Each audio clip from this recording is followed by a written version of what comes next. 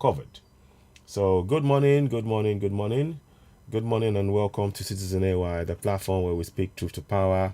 Yeah, just been trying to do one or two things, but yeah, good morning, good morning, good morning to you all. There are things that one or two things I want to touch on, but I want to start off with this discussion here and talk about this young lady, the people that you see on the screen. Look, we need collective action to put an end to the killing of indigenous people by Fulani foreigner in our own land. Self-determination now. That is what we need to focus on. Self-determination. To be honest with you, um, self-determination is what we need now. We cannot wait around and sort of think, this will stop. These people have an agenda and they're going for the agenda. These are the people that have been killed in the past few days, and those are the ones that we know of. Those are the ones that we know of. Deborah Samuel was killed in Sokoto. David Imo was killed in Lagos. Yomi, aka Baron, was killed in Ondo State. The two, David Imo was burnt to death. May his soul rest in peace. Deborah Samuel was burnt to death for a lie about whether or not she was blasphemous. And by the way, you've seen the video where I've spoken about the fact that there is nowhere in their Quran that states that anybody should be killed. Some young lady came, a very misguided young lady came on air and started saying, "Oh, how many times have we abused your religion?" This is not about your religion, and she's speaking Yoruba. And what is actually quite shocking about that is that she doesn't understand that the Fulani agenda is to take her own land. She's busy supporting a religion, supporting the very people who are oppressing and suppressing Yoruba people. We need to wake up. Ignorance is indeed a disease, and we need to banish it. And of course, late Yomi aka Baron, killed in Ondo State. Again, all of these killings, they have one commonality. The commonality is that they've been killed by Fulanis. They've been killed by Fulanis. And we need to understand that we cannot continue to be ignorant. You see, if we are going to deal with the situation, our ignorance has to be addressed. What we are suffering from is collective ignorance, and it's been engineered that way. And I'm hoping that by doing programs like I'm doing, so I'm hoping that by doing this program, please do share this broadcast as you are watching it.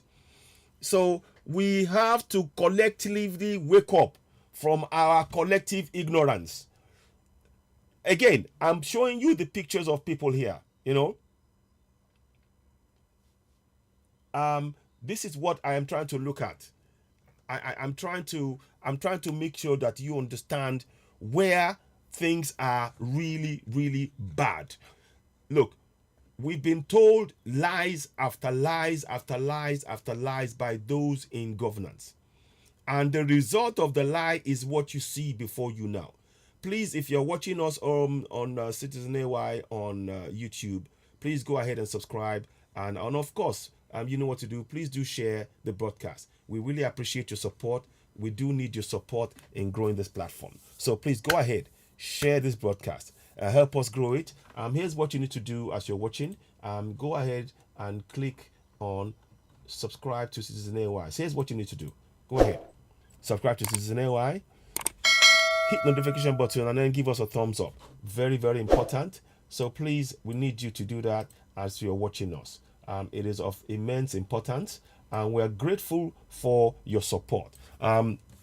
Again, likewise, if you're on Facebook, if you're on Oduduwa TV Radio, this is a simultaneous broadcast on Facebook and YouTube.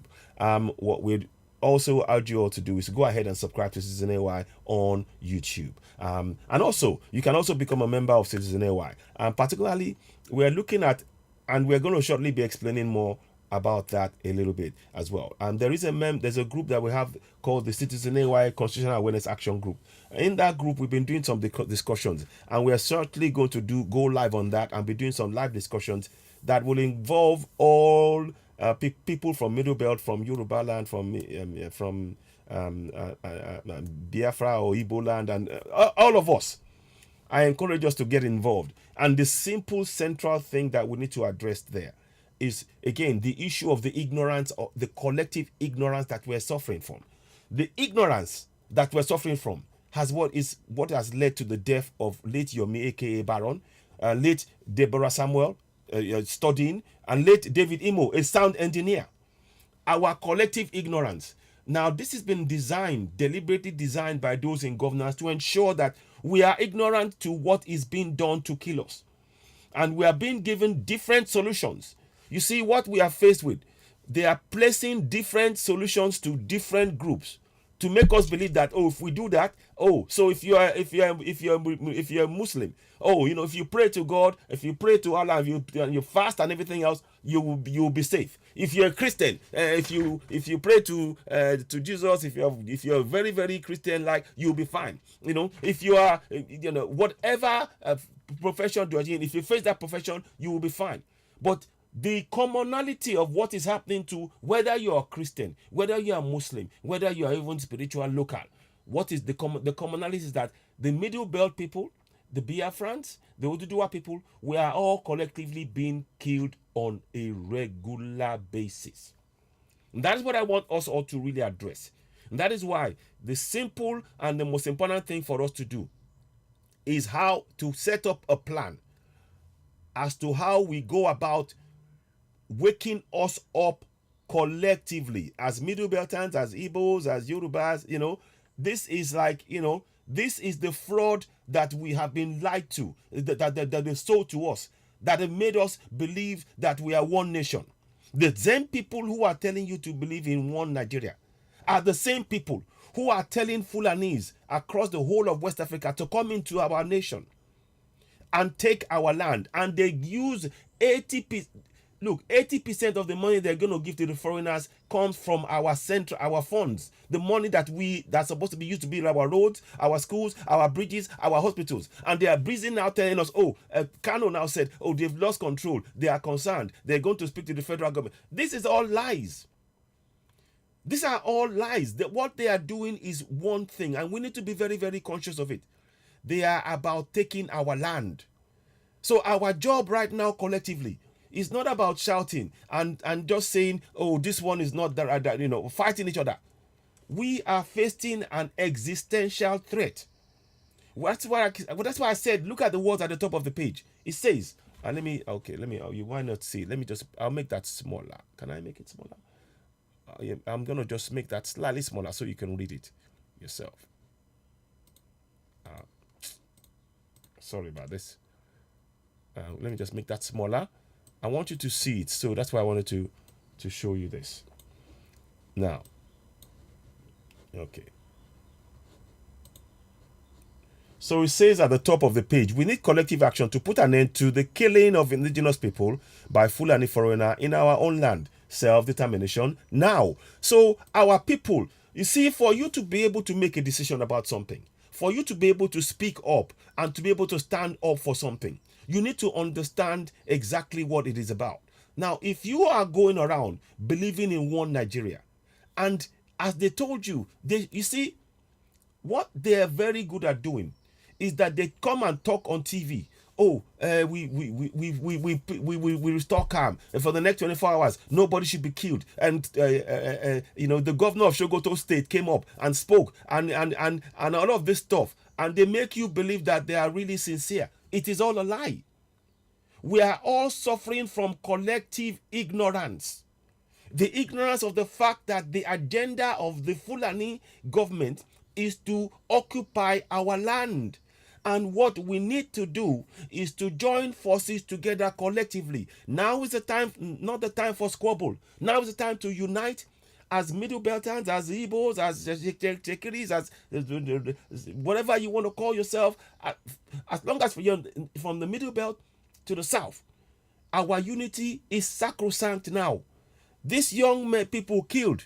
This man here, Yomi Eke, in Ondo State, he was killed. They chased him. The Fulanis had been tracking him. They chased him off his bike. May his soul rest in peace. We're still trying to do one or two things and organize. He was chased off his bike. They had been tracking him for a few days. So when he was going about his business in Ondo State. Suddenly he saw Fulani chasing him. He had to run off. He felt he was encircled, so he ran off. And you know what he did? They used, from according to reports, they used sniper guns to shoot him. As he was running away from them. They couldn't reach him, so they shot him dead. Now, look at the case of Deborah. Deborah is a student in Sokoto studying. And she said, now here is not where we should be discussing religion. Next minute, they burnt her to death. They accused her of being blasphemous towards a religion of Islam. And this is all lies. These are pure lies. And we are still believing in one Nigeria. Their agenda, let me be clear, in case many of you may not be aware, and let me bring this to your attention. So I'm trying to not just talk alone here. We need to come up with solutions as to how we are going to make ourselves safe in our own land. Let me show you the other thing I want to go show you. Sorry. Let me just go ahead and show you this now. 1 second. Where is it now? I want to show you something right quick. If I can, I'm going to bring you everything that is being done is to what you see in here.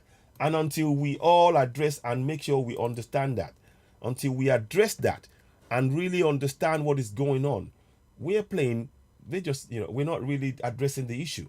And we need to address it. It says here, full screen. Let me go, I'll make it small. Is it? Can you see it? I'm trying to make sure you can see it, because it is important, the message that it contains. So let me just see what you can see. I'll make that smaller here again. Sorry. Somebody's calling me. Okay, somebody's giving me a call. Hello, caller. I'm live on air right now. Hello. Can you? Hello. You're talking to Citizen AY live on air. I'm live on air. Okay. I wouldn't be on live. I wouldn't want to be on live. Okay. Give me 1 second.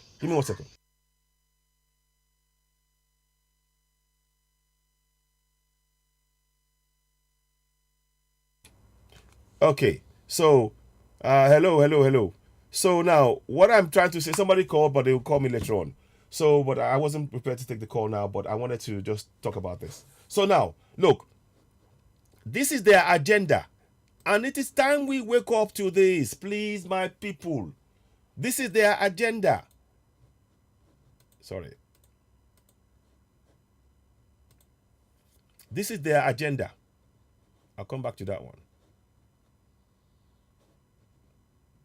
Oh, come on. Okay, I can't take that call now. Sorry. Gabriel, okay, somebody's calling me. Again, I'm going to make them know that I'm on live. Hello, caller. Hello, are you live on air? I'm on Citizen AY live on air right now. So if you wanted to... Okay, so how long will it take me to call you back for us to have a private talk? Okay, listen, give me about... I'll call you after the show. That will be about 2 hours from now. Okay, because I'm live right now. Okay, thank you. It's okay, I'll give you a call back. Thank you, my brother. Thank you, bye-bye. Okay, Bye. can I just equally contribute anonymously? Yes, please, go ahead. Go ahead, my brother, yes. Okay. I want to be anonymous. Okay, yes. And I want to feel as if I'm talking to my people from the old world. Yes. And the people of the Biafrans. Okay. The people of the new debates. Yes. The people that want freedom. Yeah. I want to say this to us that right now in Festac, as is right now in a kind of barracks, as is, there is a very high tension of problem. In Texas, whereabouts again? In Festac. I said in Festac. Okay. Festac, as is right now in Lagos. Wow. Is that you must pray. Okada will not hit you. If Okada hits you, you're a problem. If you hit Okada, you're a problem. Wow. We have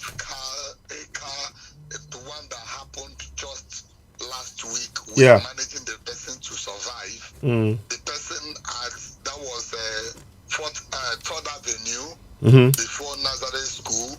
This man was driving, trying to climb that go slow something, and a Fulani man hit him from the back with bike. Are you all hearing? A Fulani man. Yes, he came down and was asking him, why did you do this kind of a thing? The Fulani man has to make call, and his people. Go ahead. Died. Hello? Yeah, we're here. Go ahead. We're listening. Go ahead. They thought this man has died. They beat him into the gutter, those big gutter, and thought that they knew at first tag. And they break the car, they pieces the car. What, the Fulanis? These are the Fulanis, right?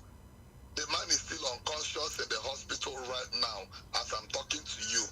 Right now, day before yesterday, even as yesterday, yes, in Barrack side, going down to Okoko area, yes, where the Lagos State announced to stop Okada, and the Fulani people were chasing police, and none of them can even do anything.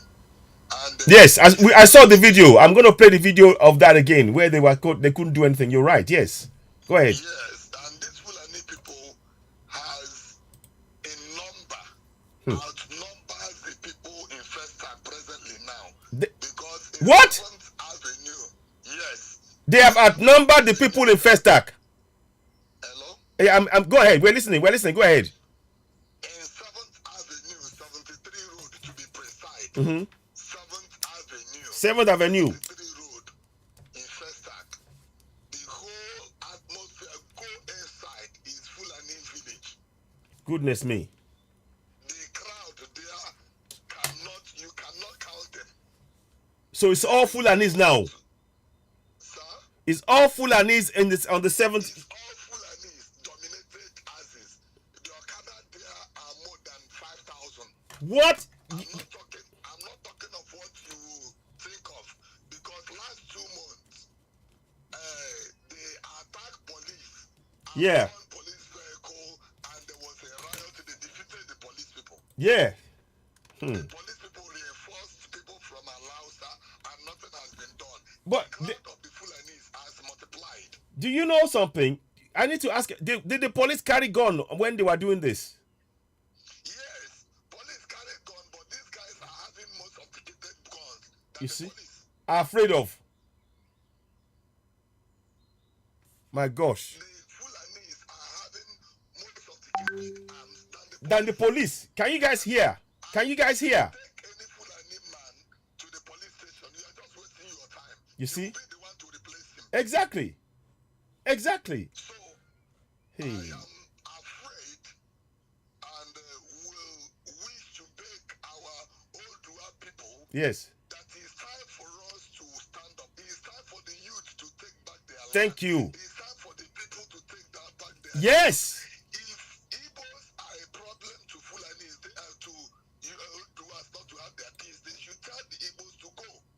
Let men exercise peace for once. Yes. Could you believe that the problem right now has gone to the level whereby the Igbos have succeeded to chase the Fulanis from their ground? They have taken over the Lagos State. Oh my gosh.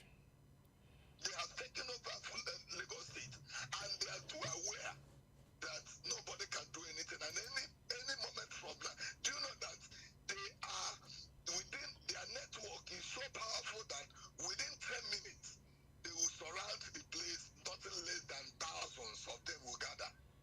Okada people is more than they are Fulanis in First Tag. As an example, yeah. they are times 2 of people living in First Tag. It's not something. It's not. We don't ask questions. You just come and see with your eyes. Wow. So I'm trying to beg the people, beg our people home and abroad. Yes. Everybody should please forget the past. Let us unite. Let us unite. Let us unite. Let us unite. Let us keep aside whatsoever that have been bringing a kind of confusion. So what do you with the Fulanis in Lagos now and they are chasing people and beating up? Shouldn't we defend ourselves as Southerners? Now, defending yourself, remember,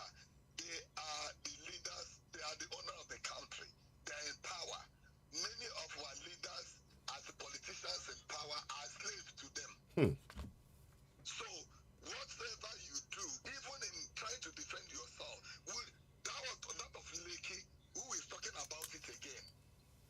That one of Festac in Alakija, who is talking about it again? This one that happened in 23 Road, police did not even come.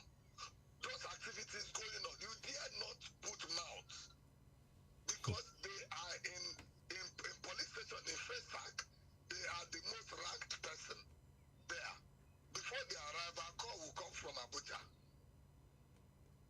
So defending ourselves is like creating an atmosphere of killing ourselves until we come in agreement, unanimously have an agreement.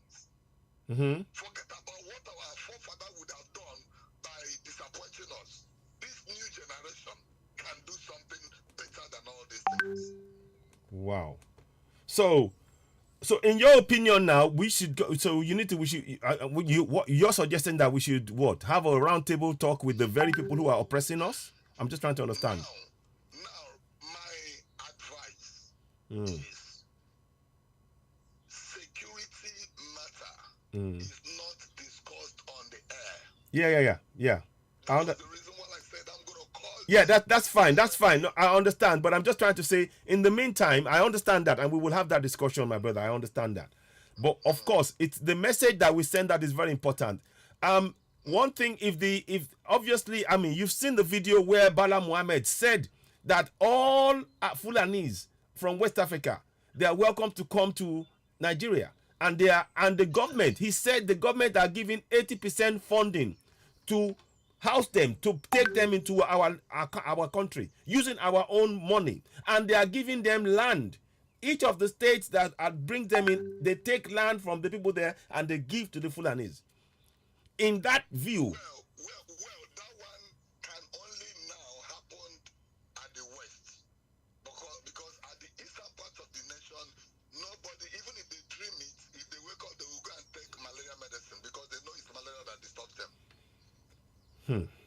Wow. And if such, that is why I will not go beyond. No. We want to finish the rest. Yes. When we are talking. That's it. I know I'm speaking to the world now. Yes. The world should have it in mind. Yes. That this slavery, we can't hand it over to our children. We can't. We cannot. This is what I'm saying. So let me be very clear. So just so I understand you, you are in support of our right to self-determination as indigenous people. You're in support of that. That's that does not. Now I am giving more than 100% Okay. support. Good. With all my strength, ideas, and whatsoever. That's why I said I have enough. Yeah. To say. Yeah, but of course, listen. I'm going to call you after the broadcast, so we can really, I'll give you a call back because I got your number here. So we will talk about this a bit more and look at how we're going to do things. So thank you so much, my brother. I appreciate you. I appreciate your call. Thank you. Thank you. Bye for now. Okay, you too. Thanks. Bye. So my people, you're hearing. I just started this broadcast this morning with no intention of really, trying to highlight what is going on, and you can see on air right now. 1 second, please. I do apologize. I forgot to put the picture of myself on here. So a minute. Sorry. Let me just see if this is gonna work. Sorry about that. Yeah. Okay. Sorry. My picture was not there, so you weren't able to see me. So that's for those of you on Oduduwa TV radio. This morning there was a call that just came in. Apparently, the message is this: right now, in Festac, there's the 7th Avenue, 73 Road. There's been some serious problems there with over 5,000 Okada riders in Festac. Now, the person didn't want to leave their name and things, and I understand that. But that is the problem that we are facing. This is what I keep saying. If we just stand by, ignorance is a disease. That's why the caption I put on earlier on is very apt and very important for us to make sure we share. It says here, this is their plan, and they are sticking to this plan. The plan when that they used, they're following what Uthman Danfodio did in 1807, I believe it was. It's 1807 or thereabout, whereby they came and took took several places, including Sokoto, from the houses, and now they're trying to do the same thing for the whole nation. And listen to those words: the new nation called Nigeria should be an estate of our grandfather Uthman Danfodio. We must ruthlessly prevent the change of power. We use the minorities in the north as willing tools and the south as conquered territory, and never allow them to rule over us, and never allow them to have control over their future. Sir Ahmadu Bello. This is their plan, and that is why we cannot continue to be quiet. We cannot continue to be quiet in the face of this nonsense going on. And I want to urge us all, those who are in power now, they need to really take note of what is happening. And we cannot be silent. Let me show you why this is of immense importance. Yesterday, you would have seen this video, but I want to bring it out again. And then I will then show you another video of what Sanwo-Olu said. Because it's important, and I don't count on Sanwo-Olu's words, because they are empty. The words are empty. You had the caller there. We are now a Fulani nation, and it is up to us to defend and protect ourselves. So let me just get one more video out, because I want to play it back to back, so that when you're getting it, you can really get the message immediately. And let me just see if I can get that other video out as well, because it's very important what is being said here, and how we express it. Okay, I can see. 1 second, please. Give me a minute. But like I said, look at those three. The girl in the middle, killed in Sokoto. The guy to the right, killed in Ondo State. The guy to the left, as I'm watching it, killed in Lagos State. And they are all Southerners. And we are all just standing there looking. This is why I am saying to you that there is no protection. The man said it. Anytime a Fulani man does something, they get a call, and he heard him say that if you go and report to the police, you are the one who will replace him in the cell. You are the one who will replace the Fulani in the cell. So what are we waiting for? What is it that we are taking, we think that we're going to achieve by just being quiet? We are being silenced and killed in our own land. We need to take collective action. And I'm asking you all, you saw that explosion.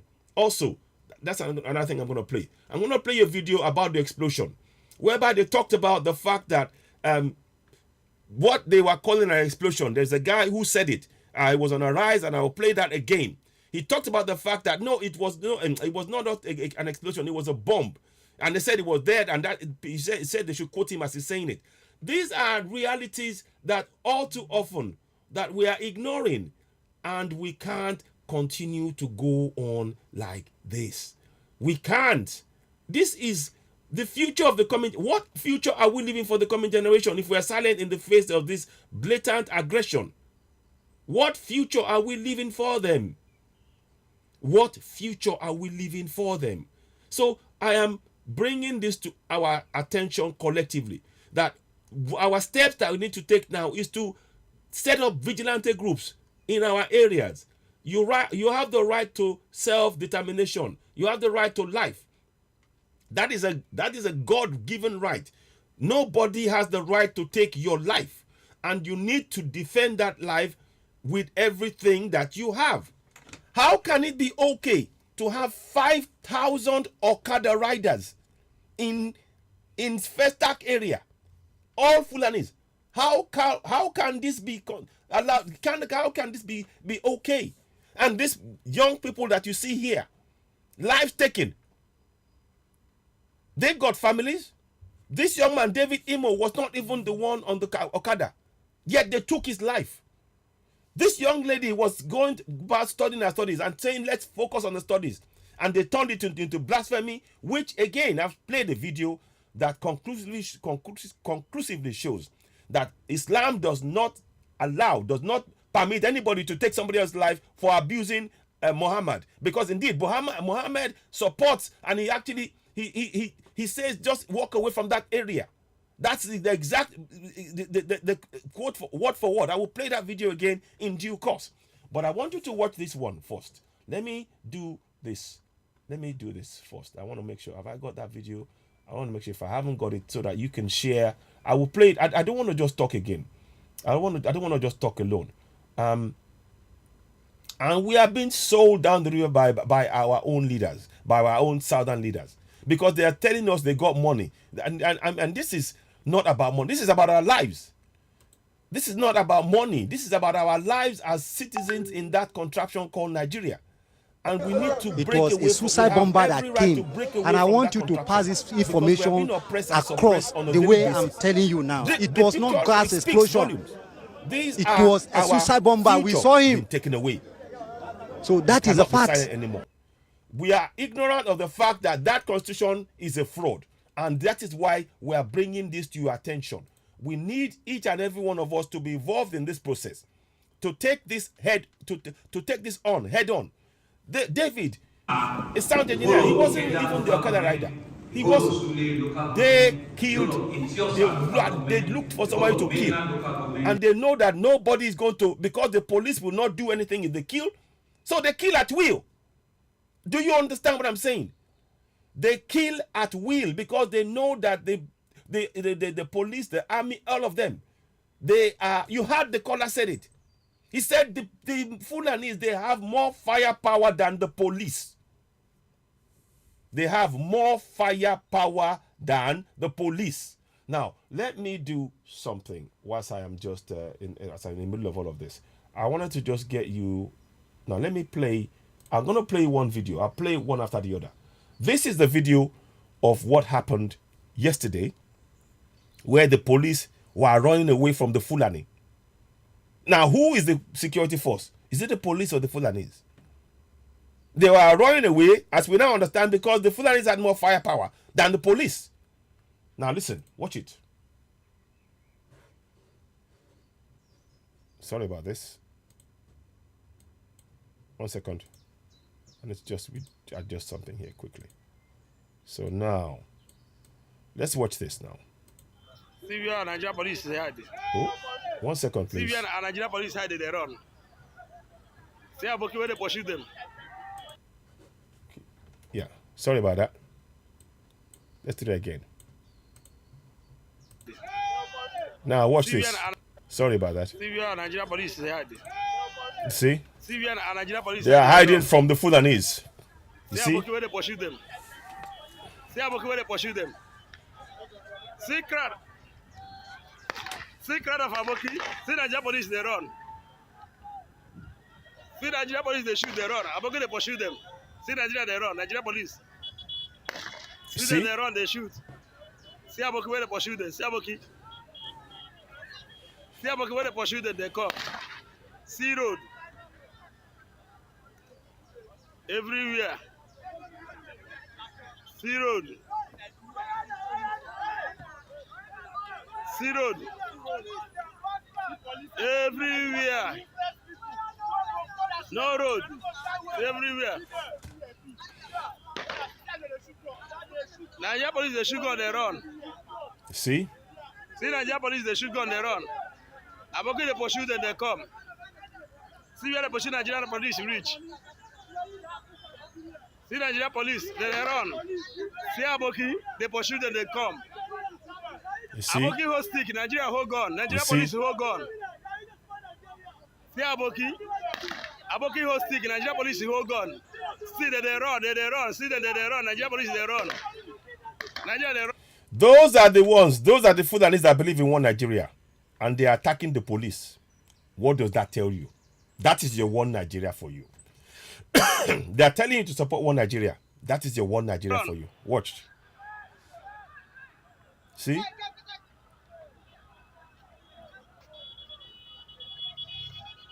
See film. See film. Watch film. Nigeria film. Nigeria police versus Aboki. Bike people. So, there you have the first video.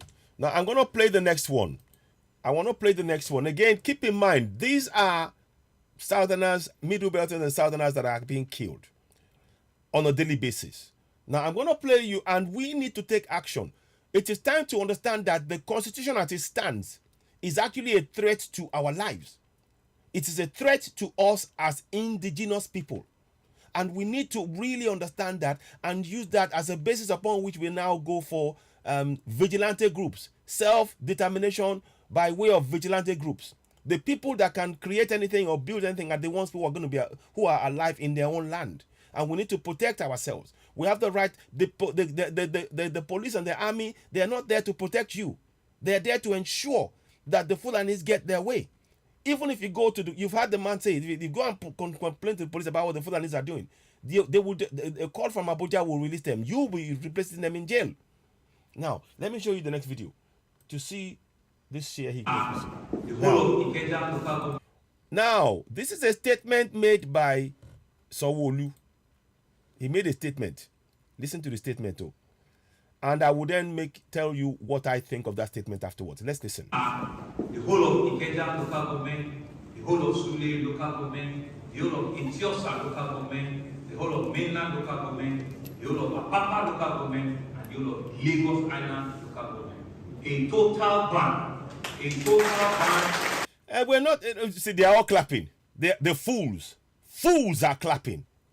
So you talk, you think that will take action. Let's carry on. Fools. From the 1st of June. This is the first banning that we're going to be embarking on, so that others know that in a short while it's either to get out or for something else to do.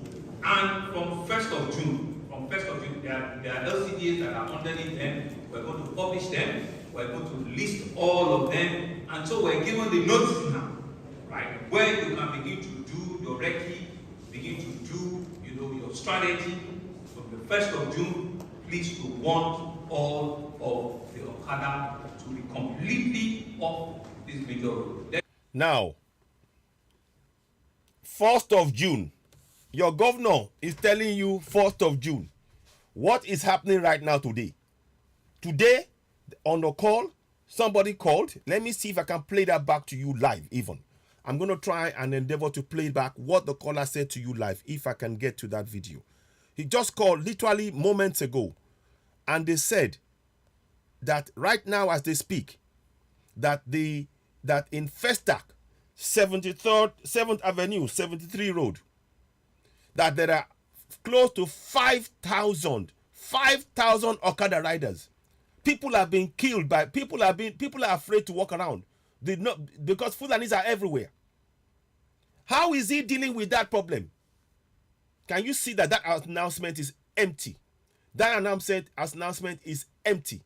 It's a waste of time. It's a pointing governor.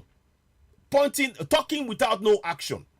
We need to take concrete action. And this is telling you that that's all they will do. That is all they will do. And in this morning on channels, they said that they have, I'm going to try and get the video out for you, that they have already got in place, if I remember what the man said, that they have the laws in place already. Well, if the laws are in place already, these Fulanis don't care about the laws. So whenever an announcement that you make about, oh, you're banning them, and everybody's clapping for what? Has clapping saved the lives of the people on here? Has clapping saved these lives of these people? Has clapping saved the lives of David Imo? Because this happened, the clapping, they took the life of David Imo with the laws in place that they already said. Now let me show you this. Let me find that thing for you. Let me find it for you. Because I want to just play you that bit where they talked about, oh, they got laws in place already. This is nonsense. Look, my people, it's about saving our lives now. It's about saving our lives. You see, somebody just said the Okada ban in Lagos State needs to be total and with the immediate effect. Exactly. It should be, Baba today, one of my good friend. Probably I'm going to be, it's time to arrange something again in due course. But let's see what happens. But what I want you to understand is this. We must take collective action ourselves as people. In our communities now, we need to make them aware that the Constitution is a fraud. It is a lie. We can no longer trust anything that's been said. Whatever they read, whatever you read or hear about the Constitution that they will do to support you, it is a lie. That is why you shouldn't support any 2023 elections. You need to stop that nonsense. Wake up. Now let me go and get you that clip I wanted to show you. Then there's quite a few clips I'm going to be showing, but I wanted to really start off with the bit that's very, very important to explain. And I've seen that. Don't worry, I've seen the comment by that Alamu Mariga. He says Allah said, and that's the ignorance.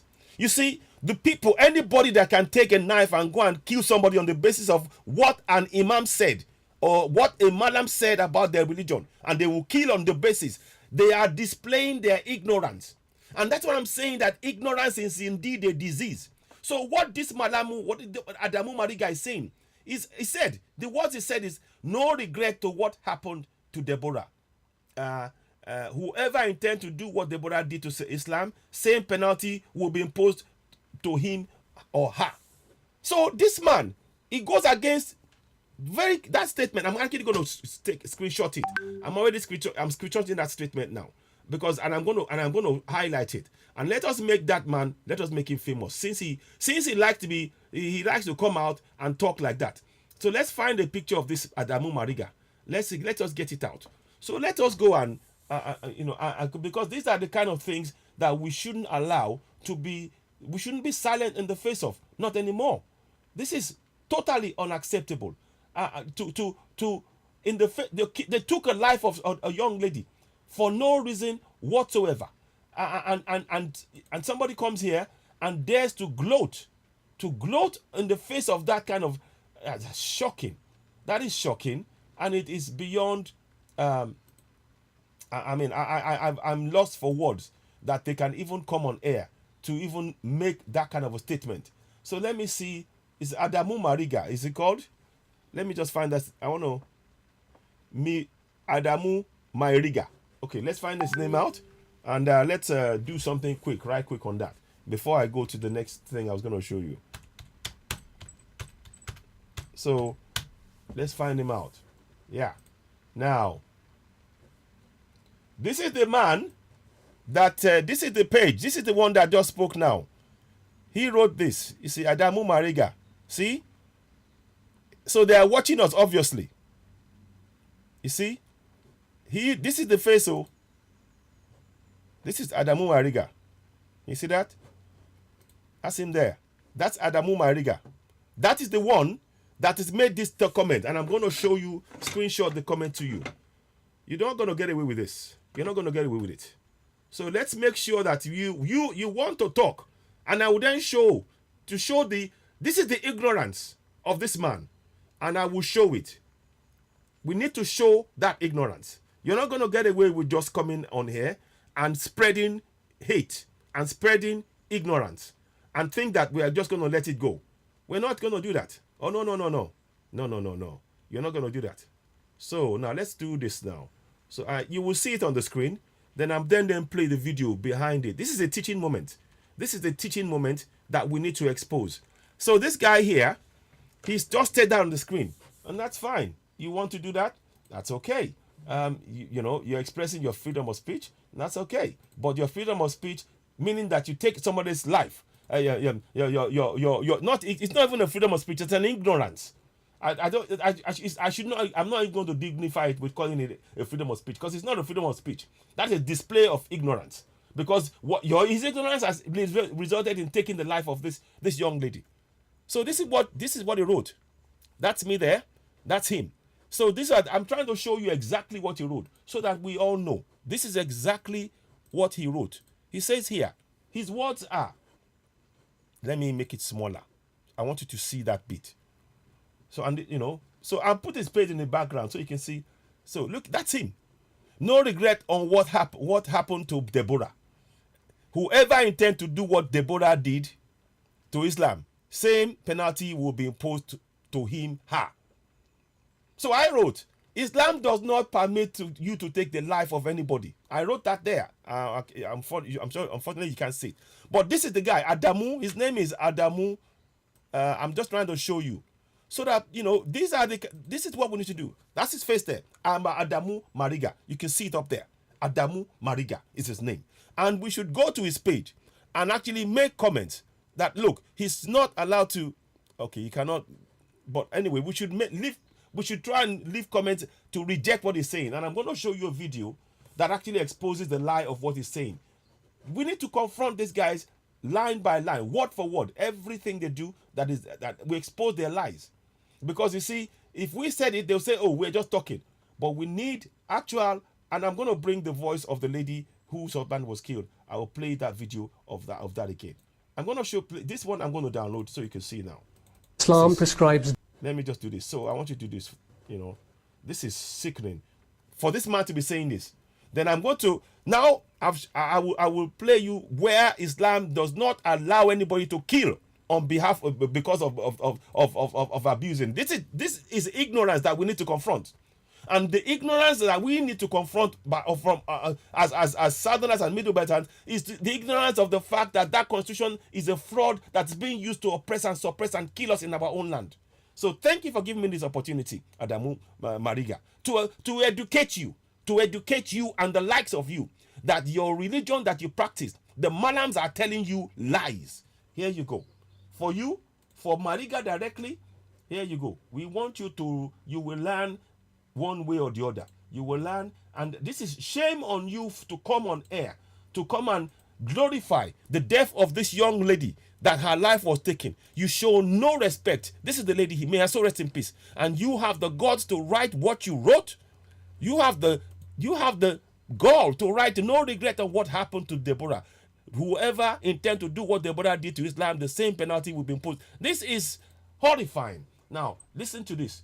This message is for you, Adamu Mariga. Listen for you. Listen, and listen good. Islam prescribes death for somebody who commits blasphemy against holy. Let's go from the beginning. Islam prescribes death for somebody who commits blasphemy against Holy Prophet of Islam, Muhammad, peace be upon him. Is that true? Let's see.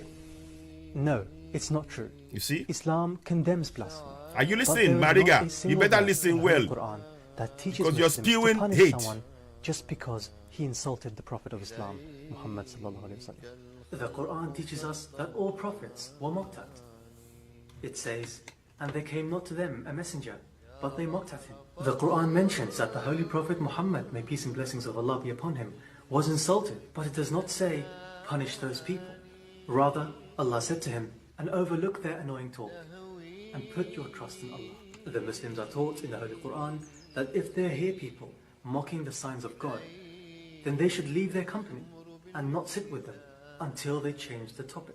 The Quran does not teach to punish them. If we look at the life of the Holy Prophet of Islam, Muhammad, may peace and blessings of Allah be upon him, we see that he forgave his worst enemies, even those who had hurt him and insulted him. The Quran mentions the incident of Abdullah bin Ubay, a man who said that he is the most high and the Holy Prophet Muhammad ﷺ is the most wretched. This was such a great insult that the son of Abdullah came to the Holy Prophet Muhammad, may peace and blessings of Allah be upon him, and asked permission to kill his father because he felt so insulted at what he had said.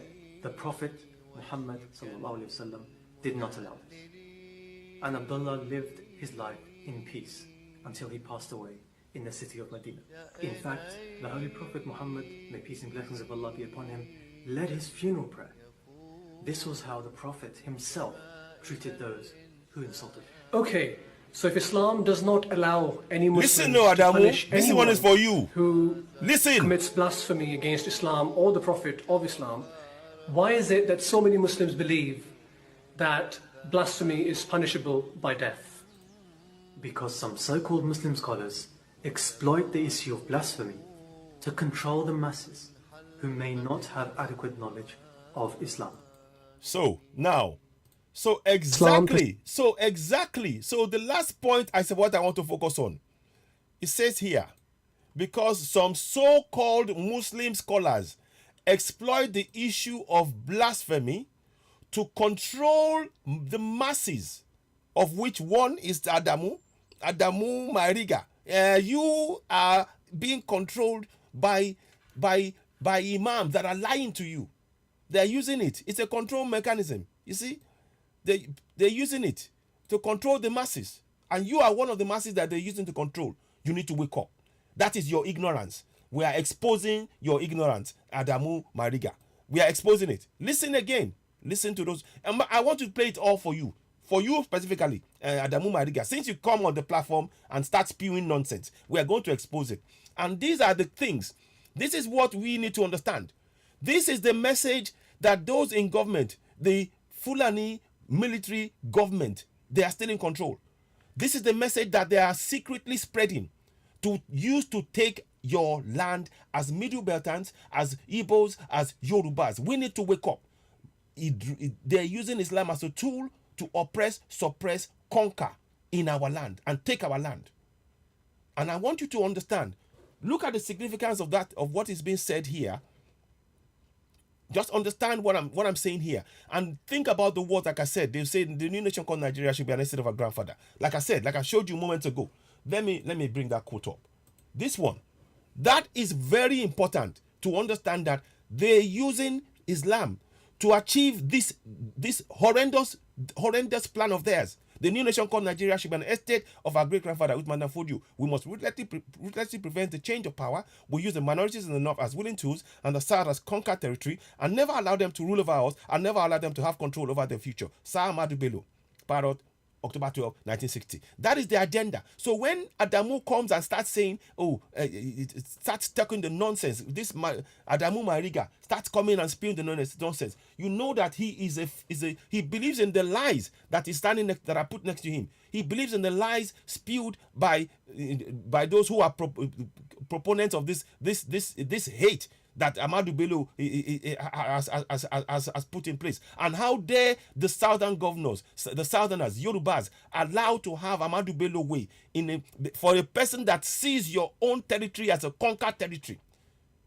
Is that not a sign of enslavement? Ahmadu Bello sees your road, your land, as a conquered territory, and yet you name a road, the very last road before you get to the Atlantic, after him. Can you see how enslaved, mentally enslaved the southern leaders are? It's time we woke up. So Adamu, again, for you, we want to play this so that you understand that the message that your imams have been telling you is a falsehood. It's a lie. They are spreading falsehood to take our land, to take the land from the indigenous people. Here you go. Listen again. Islam prescribes death for somebody who commits blasphemy against Holy Prophet of Islam, Muhammad, peace be upon him. Is that true? Let's see. No, it's not true. Islam condemns blasphemy, but there is not a single verse in the Holy Quran that teaches Muslims to punish someone just because he insulted the Prophet of Islam, Muhammad sallallahu alaihi wasallam. The Quran teaches us that all prophets were mocked at.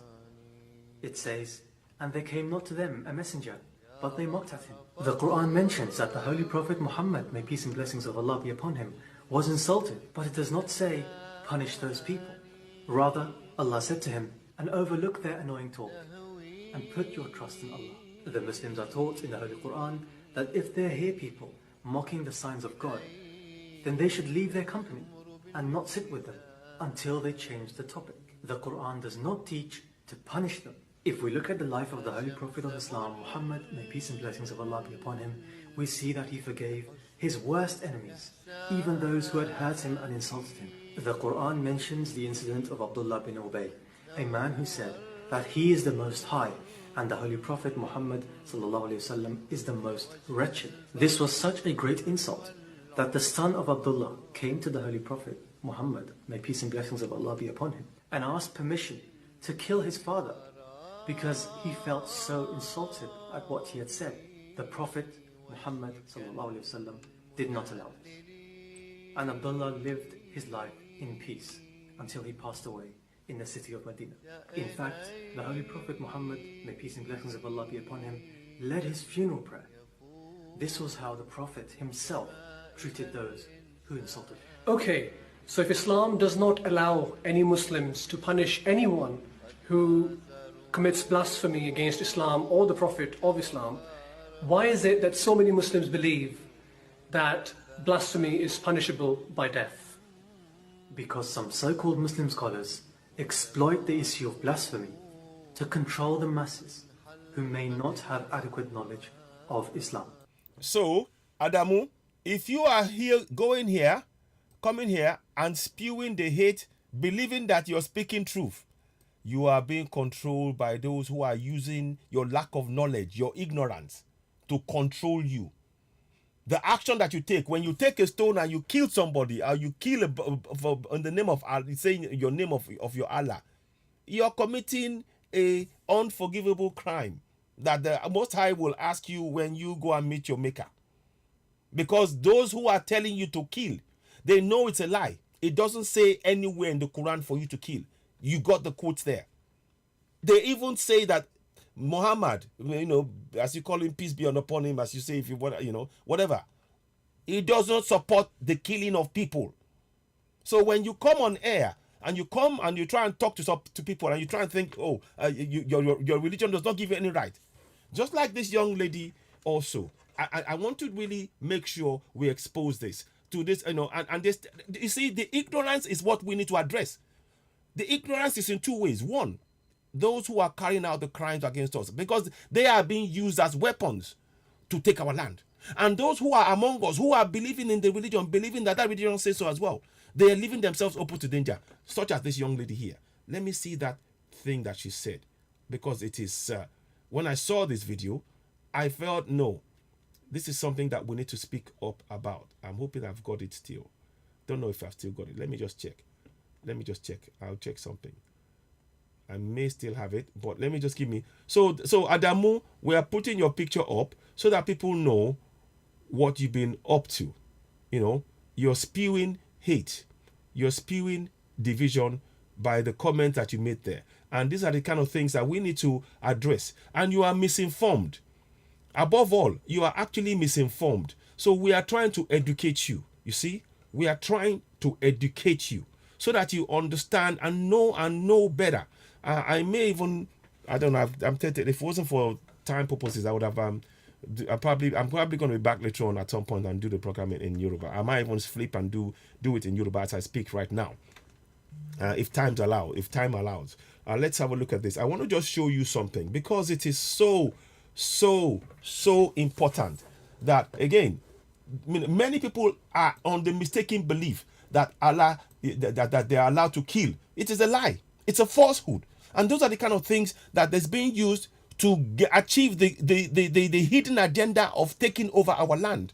And this is why the lives that they've taken, the lives of these people here, may their souls rest in peace. These three here, that's just of the ones we know.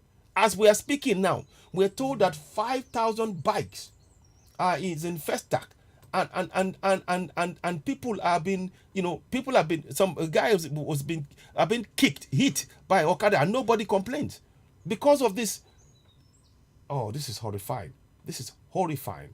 Now let me go and do this. I'm gonna just get you this one here because I want you to see this one, because it displays perfectly the ignorance that we keep talking about. Let me just bring. So we need to bring this lady on board to show her that what she's saying is spewing hate. Again, I will play it. I'm going to play what she said, and I will play that video again, just for Adamu and the likes of Adamu and this lady to understand that Islam does not support the killing of anybody. It doesn't. Now, let's go and get this out so you can see it in a second. Please do share this broadcast. You're watching Citizen Awa, the platform where we speak truth to power. Now, here's what she's saying. Listen to what she's going to say. I want to give you your answer now. You see? You see? Ẹ dákun, ìgbà wo ni Mùsùlùmí tó wá tó bẹ̀rẹ̀ sí ní criticize ẹ̀sìn Christian àbẹ́sìn àbáláyé Mùsùlùmí mélòó ló jáde tó ń criticize yín ẹ jọ̀ọ́ nítorí Ọlọ́run mo fẹ́ kẹ́ sọ fún mi lórí Rasulullah sallallahu alaihi wasallam kò sí nta ò lè ṣe lórí ànábì wa. You see, there's nothing you won't do. It's not by force to be with us. You see? We can say by force. You see this? Nítorí Ọlọ́run mo fi Ọlọ́run bá bẹ̀ yín. Lórí ànábì kò sí nta ò lè ṣe ẹni tó bá lóun ó sọ̀rọ̀ tí ò yẹ kó sọ ẹlẹ́nu wo tó bá mọ̀ pé òun ó sọ̀rọ̀ lórí ànábì sallallahu alaihi wasallam àwa máa pàdánù ni tó bá lóun ó sọ̀rọ̀ bí. She's even saying wọ́n máa pa. Which is that to get rid of somebody. You see this? Can you see this? Can you see? This is actually quite worrying. This is from a Yoruba person, of somebody. Well, it looks like she's Yoruba. She is. And she's saying this. This is a display of ignorance that we need to address in our communities. So because, and this, she doesn't realize, if you notice, the people that are being killed and that she doesn't, are the Yorubas, the Igbos, the Middle Belters, but not the Fulanis. And she's here, wake up. Ẹni tí ó gbà wá là lọ́jọ́ àgbéǹde àlìkìyámà, ẹni tó jẹ́ pé torí rẹ̀ la ṣe ń sáyé bí ayé tá a wà yìí, ẹni tó jẹ́ pé òun ló tọrọ fún wa lọ́dọ̀ Ọlọ́run, tí ẹ bá sí ànábì tó tọrọ fún wa, sáàrò pálẹ̀ wa ní gbogbo ní ilé ayé tá a wà ń sìn ní gbogbo orí burúkú gbogbo òṣì tá à ń ṣe káàkiri ní ayé ń sìn, Ọlọ́run ní ti parí rẹ̀ tipẹ́tipẹ́ ni. Clearly brainwashed. I'm sorry. You can believe in your religion, but to say that somebody be killed, it is not right. And I will play it again. This is not being offensive, but this is ignorance that we need to address in our communities. I hope you all understand what I'm saying. This is not about hate. This is about trying to educate and enlighten those who carry this religion with such fervor. There's nothing wrong in believing in religion. But when you go and believe a lie, that lie can lead you to commit murder like these people have committed. Look at this.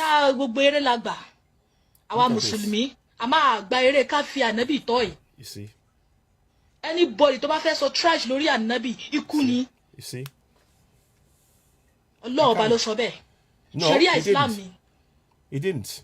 He didn't say it. No, he didn't say it. No way. Can you see what she's saying? Understand the Hausa. In one post in group school. Our student University of Sokoto. One post nǹkan tó jẹ́ nípa Rasul sallallahu alaihi wasallam nípa ẹ̀sìn báyìí. Bó sì bẹ̀rẹ̀ sí ní sọ̀rọ̀, even tó bá sọ pé tí ẹni yẹn post kò bá ẹ lára mu, wà á dẹ̀ sọ̀rọ̀ pé ẹjọ́ ẹ dákun ẹ má post àwọn nǹkan tí ó jẹ́ religion something sínú group mọ́. Simple as that. Ó wá bẹ̀rẹ̀ sí ní sọ trash Rasul igba, Rasul àwo, ó bẹ̀rẹ̀ sí ní bú ànábì wa sallallahu alaihi wasallam. So, but that does not give you. You see? You see? Look at. You see? You see? You see? You see? This is a clear display of ignorance. I'm sorry, and we need to address it. This is a clear display of ignorance. It is a clear display of ignorance that we need to address within our communities. Now, I'm going to play the video of what Islam actually says by those who brought it in, because it's not from our parts. Those who brought it, it's not even the Fulanis. From those who are, this is an expert in it who is saying the words you're about to hear. So that lady, this message is for you directly. For you to say you will kill anybody, you don't. Listen to the words of those who are practicing your same Islam. Don't take my word for it. Listen to his words. Islam prescribes death for somebody who commits blasphemy against Holy Prophet of Islam, Muhammad, peace be upon him. Is that true? Let's see. No, it's not true. Islam condemns blasphemy, but there is not a single verse in the Holy Quran that teaches Muslims to punish someone just because he insulted the Prophet of Islam, Muhammad sallallahu alaihi wasallam. The Quran teaches us that all prophets were mocked at.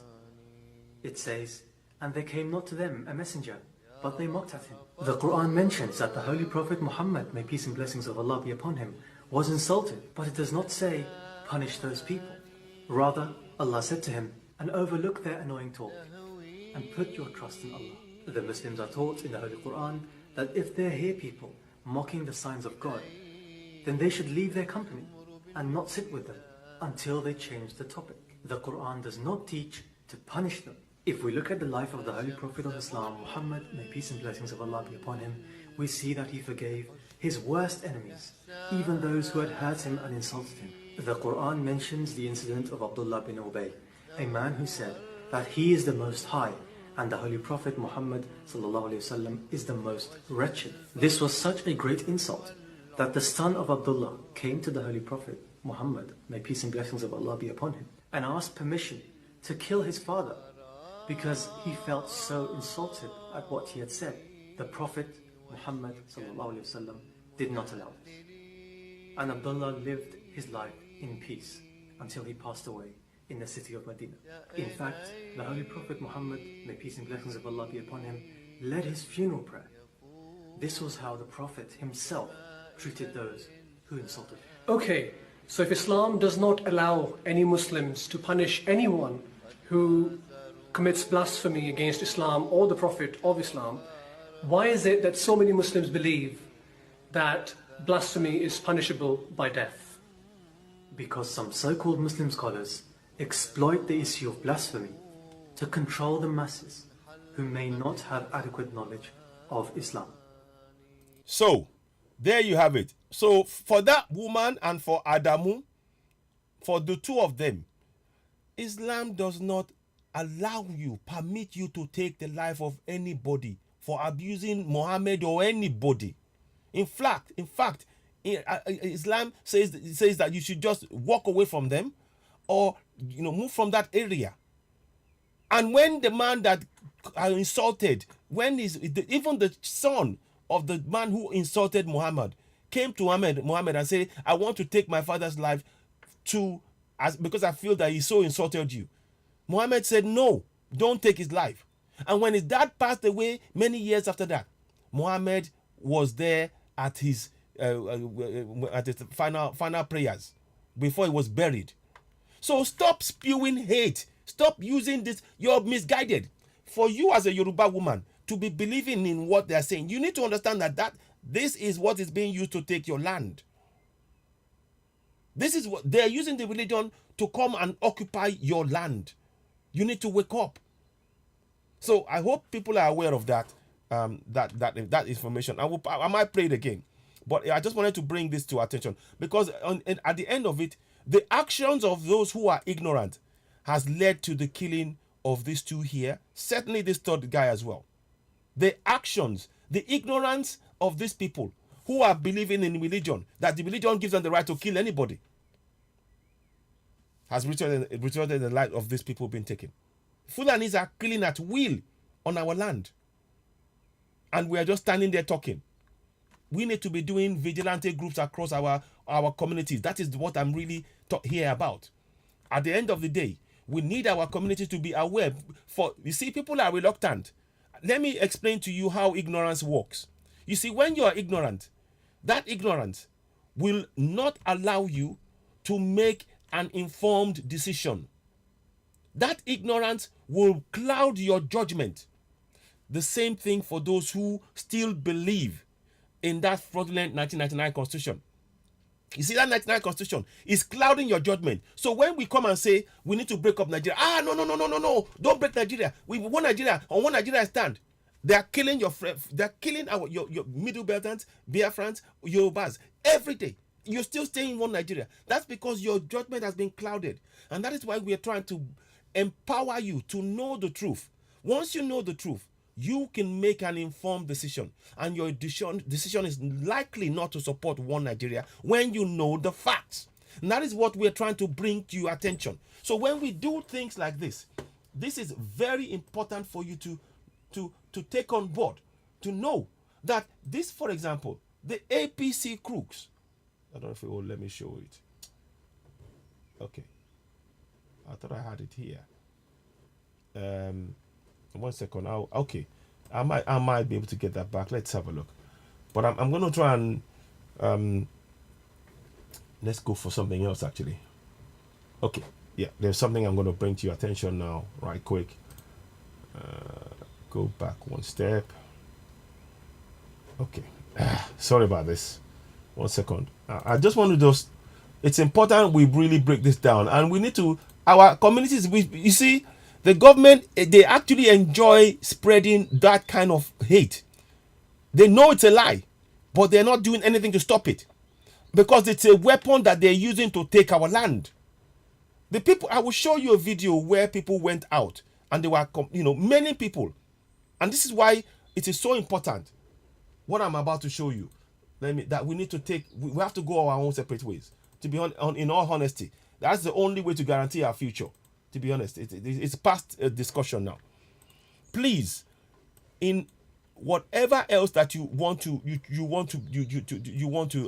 believe, or whatever you want to take on, please, this is a message for each and every one of us, be it Yoruba, be it Igbo, be it Middle Belt. And that's why I'm coming over and over and talking about this. What you have is a promulgation decree number 24 of 1999. You don't have a constitution. It is a fraud. It is a fraud. And they are using the fraud to kill you, to take your land every day.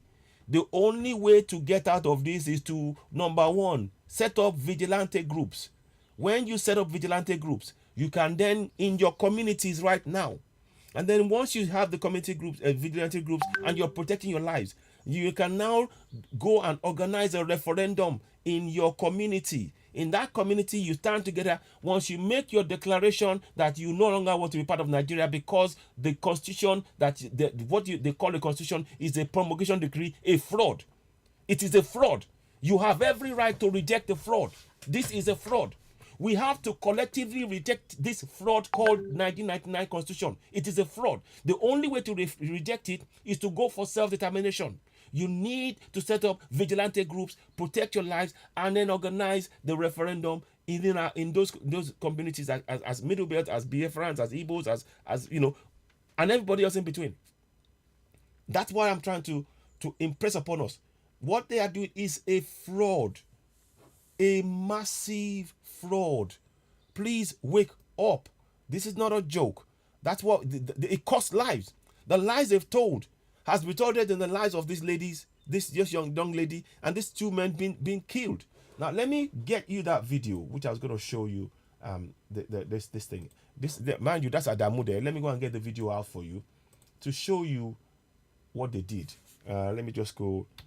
I will show you, to show you the level of ignorance, and that is why you need to understand that we need to take action. Deborah Samuel, let me just get this out. Yeah, I'm just gonna get this out. Now, watch this now. I'm gonna play it for you because we need to understand the complete point of sale solution for all. So, 1 minute. So, in fact, I'm probably not going to use that one because it's going to get interfered with in a way. Not interfered with, but let me just sit on here. So,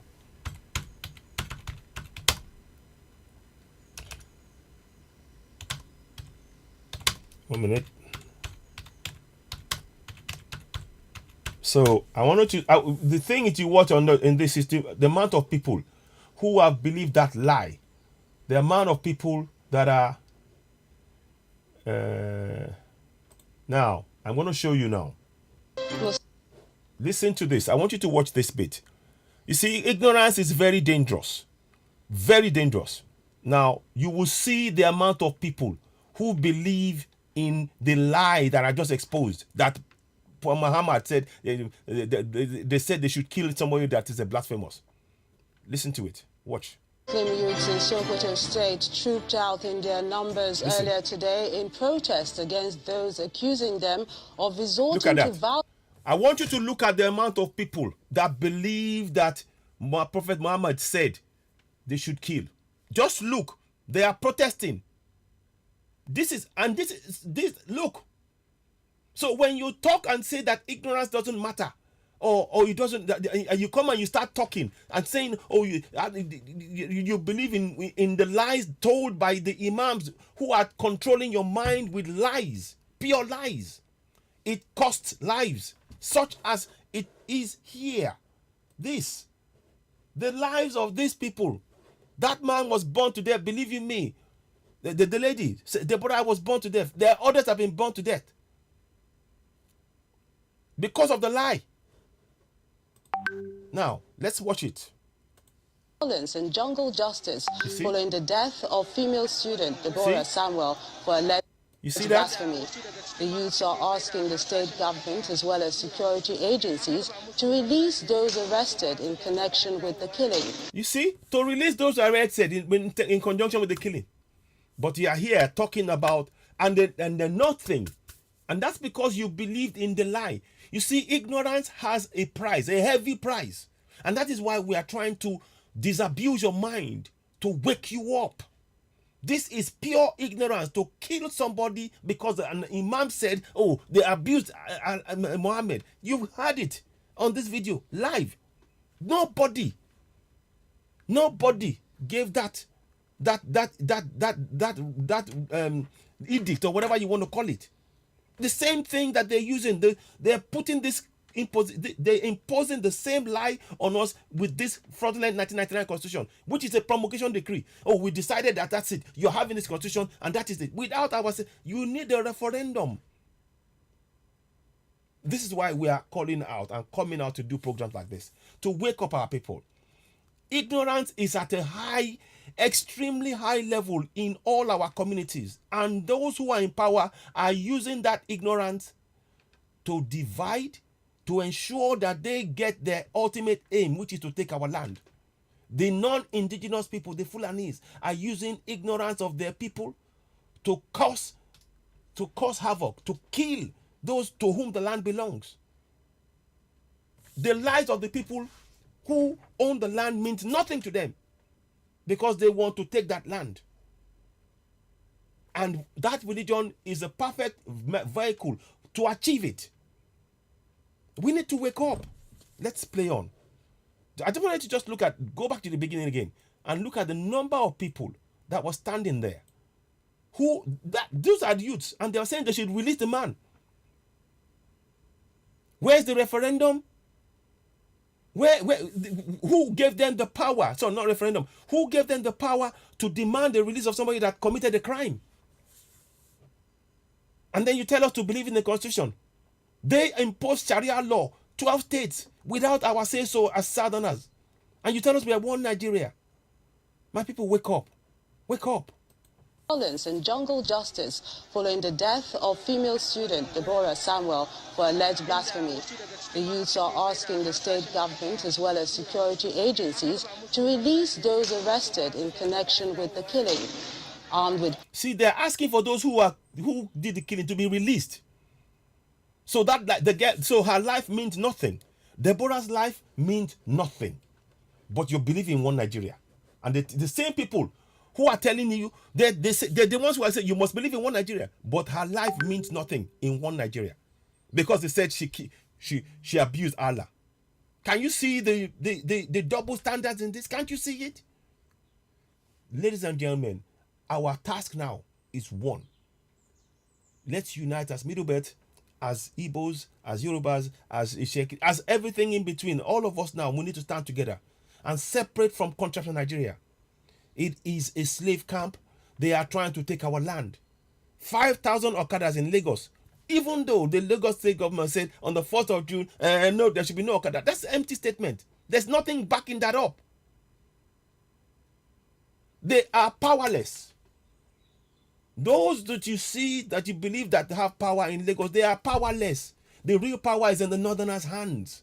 And because they will make a call to free anybody in any police station, any Fulani man in any police station across the whole of the nation. And there's nothing you as a Southerner can do about it. That's the reality that we face. So let's play on with that thing. They took her life, like they demanded that they be released without even going to court. What's the difference between that and what the Fulani terrorists are doing? The Fulani terrorists come into our farms. They kill the farmers. They destroy our crops. And as soon as they are arrested, they are released. What's the difference? Tell me what's the difference. There is no difference. Placards with different inscriptions. Some Please share this broadcast. This is very important information that we've been sharing here. Which is close to the Sultanate Council, and later visited the Sultan's palace, demanding the release of the suspect. A combined team of security operatives, including soldiers from the 8th Division, police, DSS, NSCDC, were stationed in strategic positions to prevent a breakdown of law and order.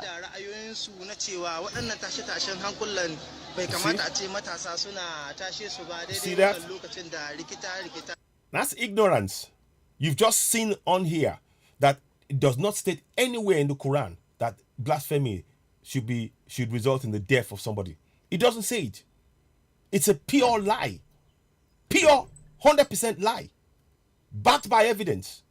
But these people, because the people who want to use them to achieve the aim of taking our land, they don't want them to know the truth.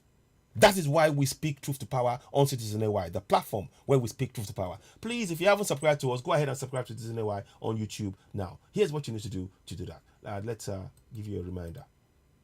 Please go ahead, subscribe to Citizen AY on YouTube, the platform where we speak truth to power. Subscribe, hit notification button, finally give us a thumbs up. We really need your support. But this is very important to understand that ignorance is really what they're using to control the minds of the people. The lack of knowledge. And that is why we are trying to impart knowledge on people to you, so that you can share this information to wake up our people. That the young lady that spoke, the Yoruba lady, she's seriously misinformed. She's speaking with emphatic. Oh, and that's because that's the lie that they've told to you. It's time to wake up. Contraption Nigeria is a fraud. We need to break it up.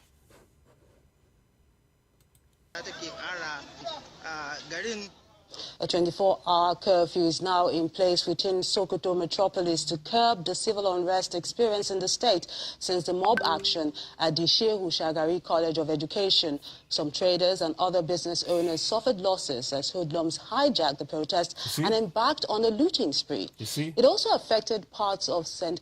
Mekita Sokoto Catholic Diocese Secretariat. According to the governor, Aminu Tambuwal, this move is to restore... See, all of this is designed to cause unrest and to take what doesn't belong to them. Our land. I'm asking you, please connect the dots. This is not a joke. This is not a joke. Connect the dots. It's very important that we understand what is being done here. It is very, very important that we understand what is being done here. And I urge you, please, do not take this as though it's just a throwaway comment. It is very, very important that we take steps to protect ourselves in our community. What is being done here? Look at these 3 young people here. The young people you see in the picture. Their lives have been taken. Sorry. The lives of these 3 has been taken. Their lives has been taken. All in the name of a religion, which means nothing, which it has no regard for their lives. You know, show them. Look at that. Look at that.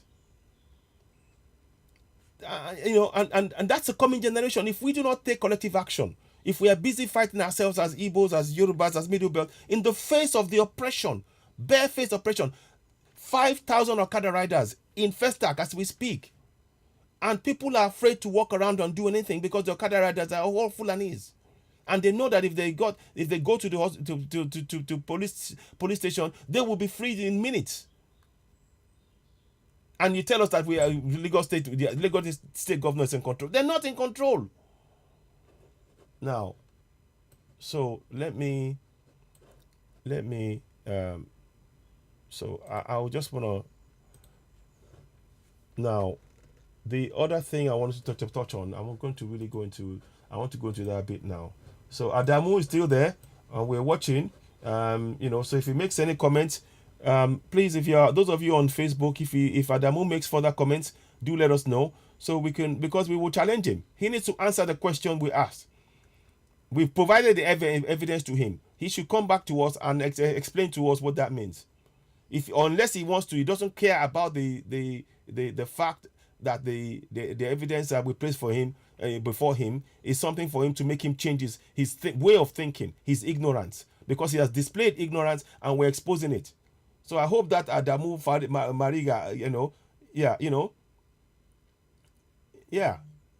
too ignorant of their own, they are ignorant, totally ignorant of their Quran. Whatever lie they're told, they believe. Whatever lie they are told, they believe. They believe it. So let me go and get this thing here. So we were waiting to hear from that Mariga or whatever they call himself, and if he wants to add something more, go ahead, and we can challenge you on that, because all we do is speak truth to power. We're not interested in spreading lies or rumors. It's not going to get anywhere. What we want to do is to educate ourselves, and we should all learn from this. you know, the government of the day, their plan has been to solely ensure that the people are not aware, because the people who are not aware are going to be easily fooled and tricked and lied to. And that is why we are here trying to expose these lies. We need your support in growing the platform. Please go ahead and subscribe to Citizen AY on YouTube, the platform where we speak truth to power. Let me show you the other bit I wanted to this morning. So now I'm going to show you something whereby they were talking about what Sonolu said. And then you realize that what they're saying is nonsense. It's nonsense. Again, I'm actually going to tell you that these people, they don't care about what is going on. They're just telling you, oh, we're doing something, we're working on it. They're not in control. Their plan is this man here, this man that you see in this picture here, El Rufai, was he not the same man who was saying that they were part of the people giving 100 million to foreigners to come in and settle in the country? And now they're now complaining to us. Oh, the terrorists are killing. Listen. The activities of Ansaru, particularly in Birnungwari and Chikul local governments. Amongst those kidnapped from the train, Abuja Kaduna train, was a former roommate and classmate of mine. You see? Throughout the period that he was in captivity, it was very clear that the terrorists were making... And who brought the terrorists in? It was the same guys, wasn't it? Governor Boala Mohammed. You're saying to us, all Fulanis are from West Africa, they are welcome. They are the terrorists, and you're giving them weapons, and now you're now trying to tell us they're not in control of it. This is a lie. Let's break up country for Nigeria. Let's break it up. It's a fraud. Comments like the forests in Kaduna are even better than Sambisa, so they should all relocate here. I think this is an area we should be very concerned about, and this is why we've been making the point that the problem of insecurity now has moved from the northeast to the northwest. With terrorists now making major inroads into the northwest, the state governor also raises concern over possible threats to the 2023 election if nothing is done. If we don't improve the levels of security in some of our local... This is the governor of a state telling you that if we do not improve the level of security in some of our local... A governor. It's, my Lafia said it. He said a sitting governor, northern governor, is the head of Boko Haram. My Lafia said it. Don't take my word. He said it before it was taken out. He said a sitting governor. Let us find that video, if I can find it. I don't know if I've got it. Let me see if I've got it somewhere. I don't know if I've got it recently. Let me see if I can find the video and play it to you. He said it. He said it. That a sitting governor. Here we go. Listen to this. Governors, past or present. Governors, past or present. Dr. Badaya. Sorry, let me. In fact, I'll get you. This is the Yoruba one. I'm going to give you the English one. So there we go. Good afternoon. Welcome. Listen. Killing us. They are terrorists. They told us in this lockdown, their planes were moving up and down as though there was no lockdown. Moving ammunitions, moving logistics, moving money, and distributing them in different parts of the country. They're already in the south, in the rainforest of the south. They're everywhere. They told us that when they finish these rural killings, they will move to phase 2. There you go. And that's what's happening now. Phase 2 is they will go into the urban cities, going from house to house, killing prominent people. I can tell you, this is the game plan. By 2022, they want to start a civil war in Nigeria. You see? 2022. And where we don't joke with what I'm saying. I have a PhD from Oxford University. By 2022. I'm a central banker. We don't talk. I want you to listen. Nonsense. So don't joke with what I'm telling you. I have this from the highest possible authority,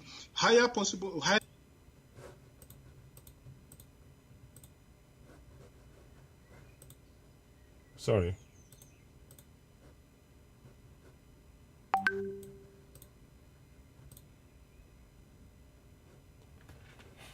Sorry about that. And the truth. And let me make some revelations, because some of us also have our own intelligence networks. Okay. Have met with some of the bandits. We have met with some of their high commanders. Mm-hmm. One or two who have repented. They have sat down with us, not once, not twice. They told us that one of the northern governors is the commander of Boko Haram in Nigeria. Did you hear that? I hope you heard that too. Let me play it back again. Oh. One or two who have repented. They have sat down with us, not once, not twice. They told us that one of the northern governors is the commander of Boko Haram in Nigeria. Did you hear that? One of the governors is the commander. ISWAP, they are all one and the same. Listen on. Boko Haram and the bandits are one and the same thing. They have a sophisticated network. There you go. Mm-hmm. During this lockdown, their planes were moving up and down as though there was no lockdown. Moving ammunitions, moving logistics, moving money, and distributing them in different parts of the country. They are already in the south, in the rainforest of the south. They are everywhere. They told us that when they finish these rural killings, they will move to phase 2. The phase 2 is they will go into the urban cities, going from house to house, killing prominent people. I can tell you, this is the game plan. By 2022, they want to start a civil war in Nigeria. 2022. And where we Don't joke with what I'm saying. I have a PhD from Oxford University. By 2022. I'm a central banker. We don't talk nonsense. So don't joke with what I'm telling you. I have this from the highest possible authority, higher authorities of some of the commanders of the killers and Boko Haram. You said northern governors, past or present, Dr. Badaya? No, current. You current. see? No, they said one of them is the commander of Boko Haram in Nigeria. One of them. Yeah, short devil springs to mind. And they are not looking for money. They have more than enough money. In fact, he told me they just came back from... So, the reason I'm playing that, make of that what you will.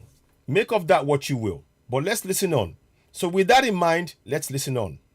Governments like Birnungwari, Chukun, Giwa and Igabi, it may not even be possible to hold elections in those local governments.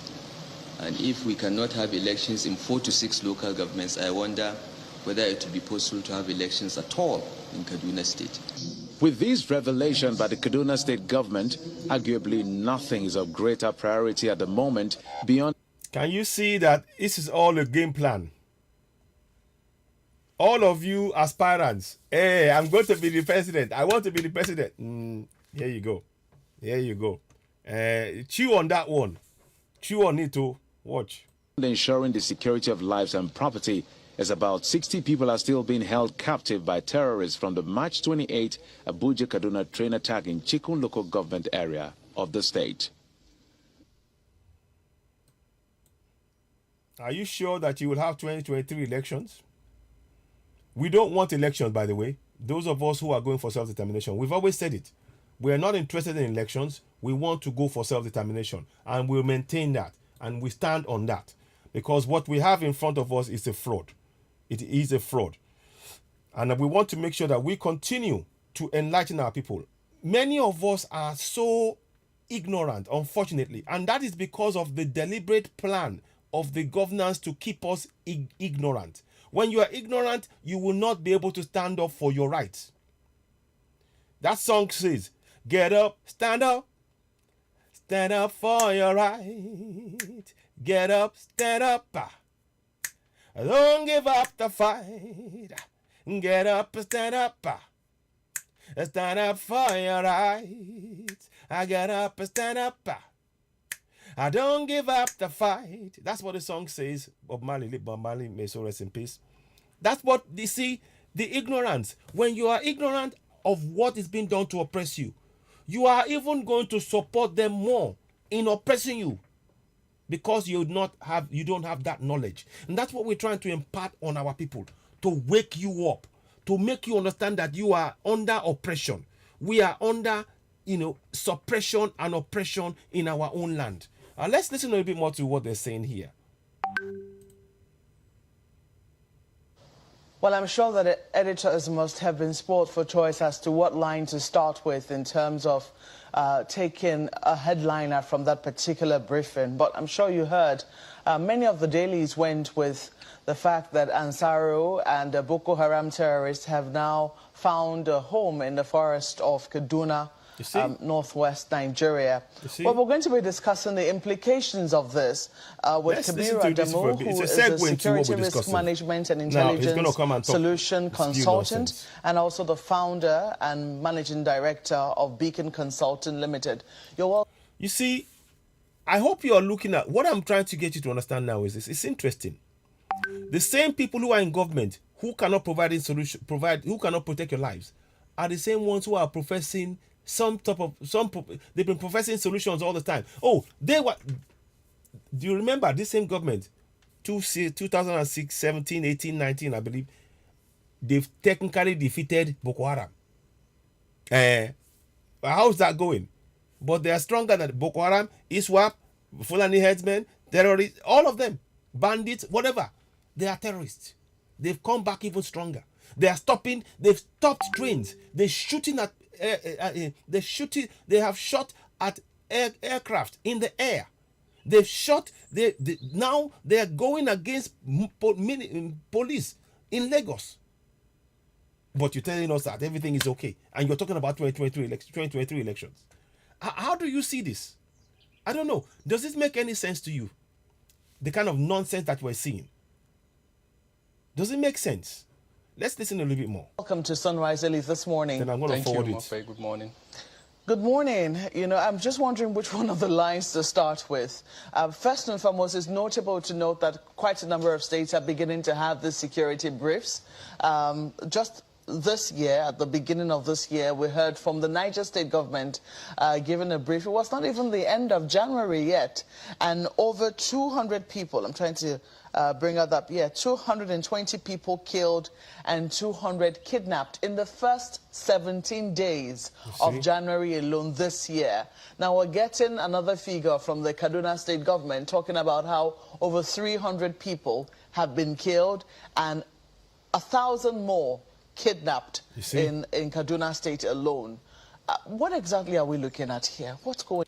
But they want you to vote in 2023 elections. Can you see the nonsense? Can you see this nonsense? And somebody will come and talk to you about, I'm not interested in what he has to say, because it's all just talk. In simple terms, a deterioration of the security situation. Really? But I don't need an expert to tell you, the so-called expert, to come and tell me a deteriorating situation. We see it. We see the fires being burning everywhere. Let me show you another fire that happened in Abuja. I forgot to bring that on. In fact, I'm going to bring that up now. And they're telling you to vote. So those of you who are talking about voting in any elections, you better wake up. That's all I have to say to you. You just better wake up. And you better wake up sharp, because all that is nonsense. Let me see if I can find it. Can I find that here? No, okay. I'll see. I might be able to get it another way. Yes, I know what I need to do. 1 second. I'll just get it out now. 1 second. I'm going to get that to you. So we don't need to hear them, because we see the fire. The fires speak for themselves with more preciseness. The killings, the burnings, the destruction. I mean, it's. There we go. I'm going to show you one.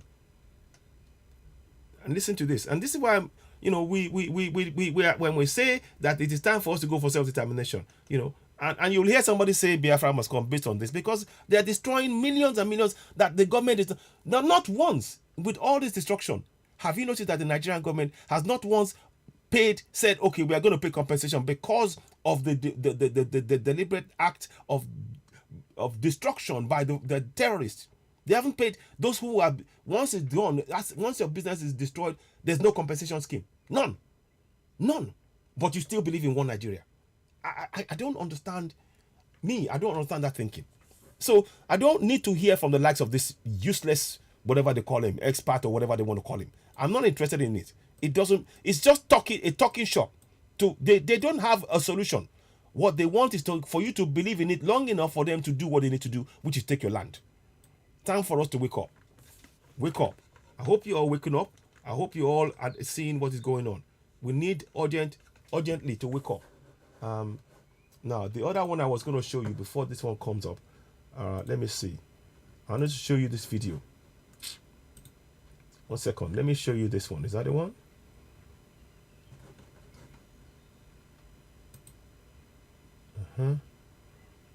Let me see if that works. I'll come back to this one, but I want to show you this one. No, not that one, not that one, not that one. This one. We've seen that before. This one I wanted to show you. Islam prescribes death. No, sorry, that one. Sorry, we'll get there. We'll get there in the end. I know I've got it. The whole of Ikeja local government. No, we had that one. This is the one I want you to see. It was a suicide bomber that came. Listen. And I want you to pass this information across the way I'm telling you now. It was not gas explosion. You see, Lenny, director of the bomber. We saw him. You see that? That is a fact. You see? But God intervened. After our assembly in the morning, I was in a class teaching. Let me play again. You see, when they said it was a gas explosion, it's a lie in Kaduna. Information across the way I'm telling you now. It was not gas explosion. It was a suicide bomber. We saw him. So that is a fact. But God intervened. After our assembly in the morning, I was in a class teaching the students, and all of a sudden we heard a sound. And on reaching here, we saw the explosion and some dead bodies around. And what we are hearing in the news now that the government are saying is a gas explosion. While what we saw and the sound we hear is a bomb blast sound. As an engineering student, I know what is gas and I know what is bomb explosion. So I don't see the reason why the government will be telling us that this is a gas explosion where we know the truth. So I don't know if they are trying to cover their shame or trying to cover their insecurity in the state. The Kano State Commissioner of Police visited the scene to assess the level of damage. He said the explosion was triggered by a gas cylinder and not a bomb. That is the EOD personnel. If you can see, they said it was an explosion, bomb explosion. But let us, before you see, that is a straight line. That is why, please, those of you supporting One Nigeria, when somebody is looking you in the eye, telling you that it's a gas explosion, knowing, and others who were there, who saw this, are telling you it's a suicide bomber, then you know that your government is planning to take your land. Southerners, Middle Belt, wake up. We need to take collective action. Our ignorance is time to wake up from our ignorance that the government has implanted in us for many, many, many years. Sincerely, it's not bomb explosion. It's gas cylinder. See, they're trying to convince you to believe their lie. Sincerely. All of this, you see, the words they're using. See, you don't need to. You see, if it was the truth, he didn't need to try and use sincere, because sincere is trying to urge you. It's a word that's trying to bring you to compel you to agree that what he's saying is the truth. But listen to how the other said it. It's emphatic. The big difference. It was a suicide bomber that came. And I want you to pass this information across the way I'm telling you now. It was not gas explosion. It was a suicide bomber. We saw him. You see? So that is a fact. But God intervened. After our assembly in the morning, I was in a class teaching the students, and all of a sudden we heard a sound. And on reaching here, we saw the explosion and some dead bodies around. And notice all of these explosions and things are happening to businesses and to things that have to do with people that are non-Fulanis. And the Fulanis are in government. And you still believe in One Nigeria. Continue. We need to dismantle this thing. Break it up. What we are hearing in the news now that the government are saying is a gas explosion, while what we saw and the sound we hear is a bomb blast sound. There you go. As an engineering student, I know what is gas and I know what is bomb explosion. So I don't see the reason why the government will be telling us that this is a gas explosion where we know the truth.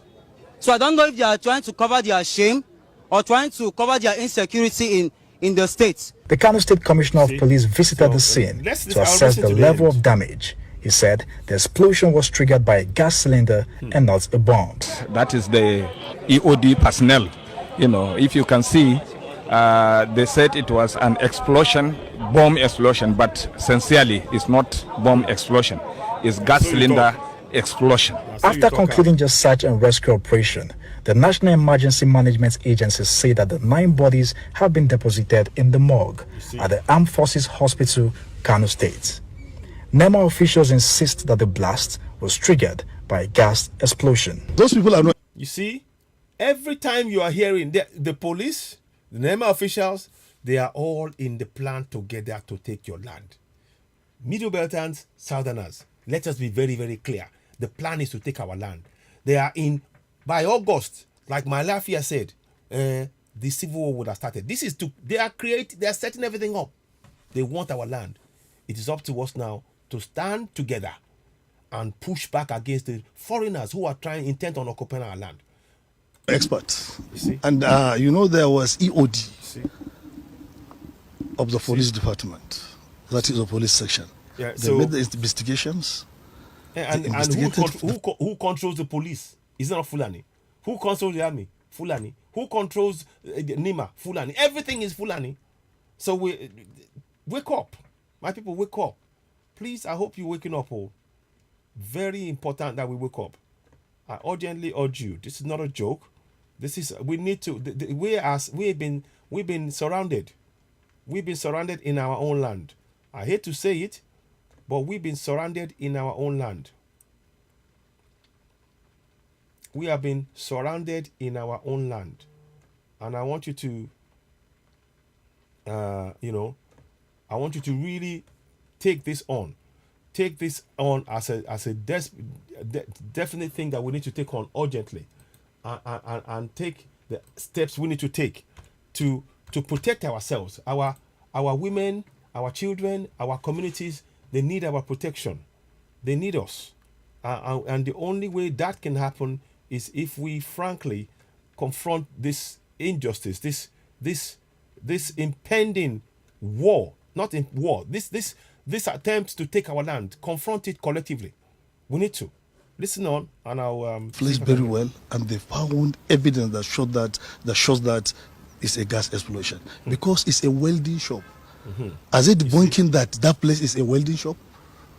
Nobody is debunking that. No. They are not. They go to warehouse, man. They go to plywood. They go to walk to close to 1 billion. Let me show you another one. Again, they go to 100. Look, just even, let's just think. The amount of destruction and explosion going on in that place.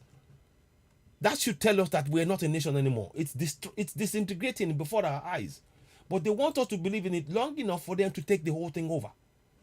And we need to wake up. Listen to this one now. They go to warehouse, man. They go to plywood. They go to walk to close to 1 billion. They go to hundreds of millions. Somebody na boko. They go to hundreds of millions. Somebody na boko. Get your money, man. That was out of that. Get your money, man. That was out of that. Because no, they go to your money. They go to millions of naira. People na boko. Jesus Christ. So, hey, get your money, man. That was that. Because hey, your money, man. That was that. Because no. What's in the shop? Saburi Junction on fire, bloody there. Make a zoom and make it. That's in one Nigeria. Saburi Junction. They're not dealing with this on fire. 1 second. Keep watching, please. Man, I see fire. Outside people don't finish Igbo for a year. Man, I see fire. Man, I see fire. See how Igbo goods they spoil, they destroy. Man, I see my bag. Man, I see him. Man, I see we need Biafra. Man, I see we need Biafra. We need Biafra. We need Biafra. Man, I see we need them. We need them. We need them. We need them. We need them. We need them. We need Biafra. Man, I see us. Man, I see us. I beg.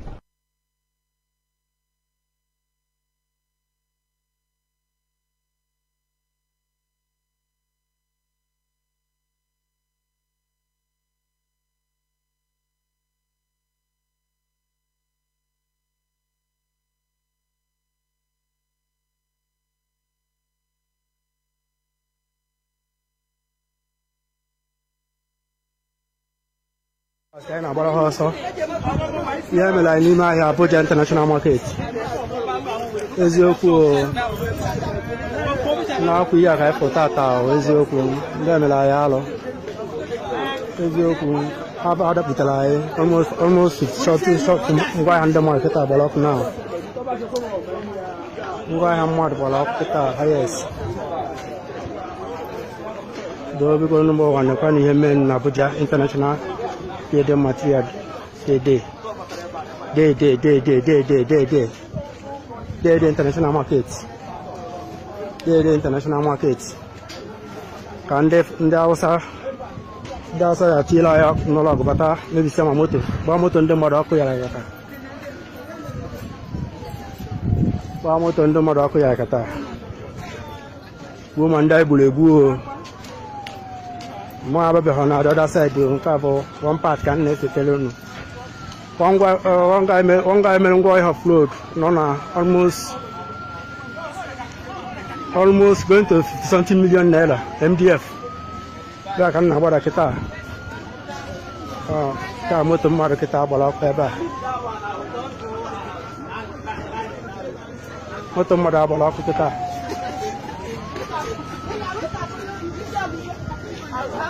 moto mara bala ko so da ko kana gani ru kita ande fa extinguish dia kunna ba tala ya sai mata mera ya bere ona kai esi ko Nigeria abu dito kwano iso wode kwano agora mu ibe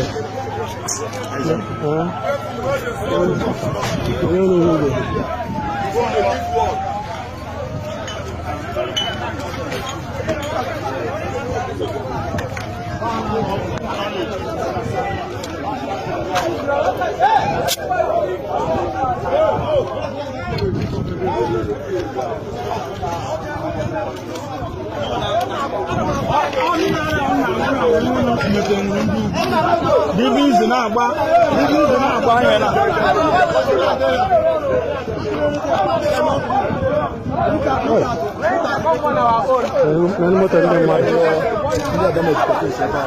moto ya ne ti one Nigeria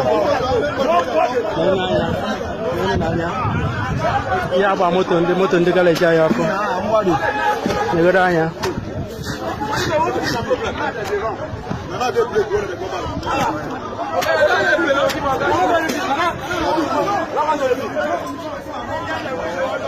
huh?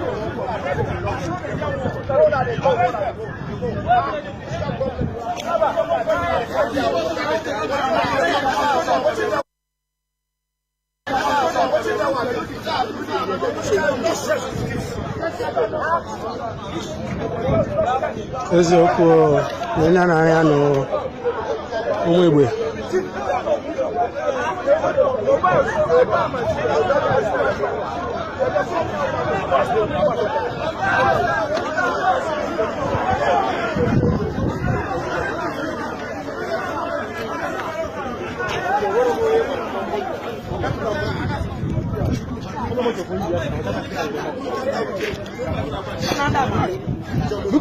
Nani moto ebuka oh moto ebuka les streetate nga bataka na ko bela moye hai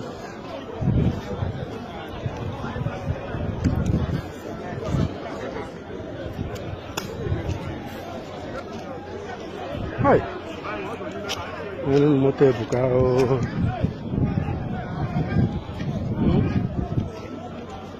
hai nani moto ebuka one name. Oh. Yeah, I see the guy, the owner. See the guy.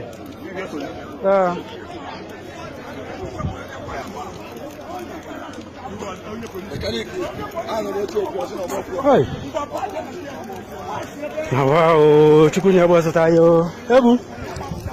Wait. Look here. Mau dokumennya? Dokumennya?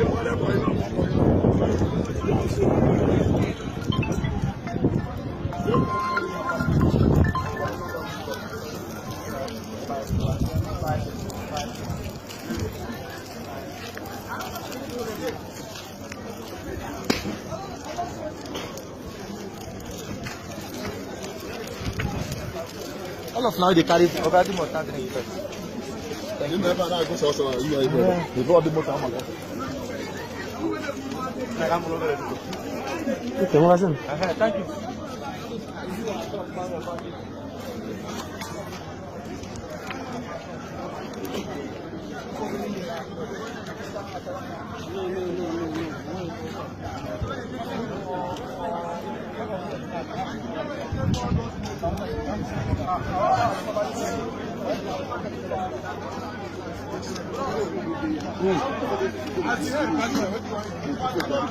Destruction everywhere.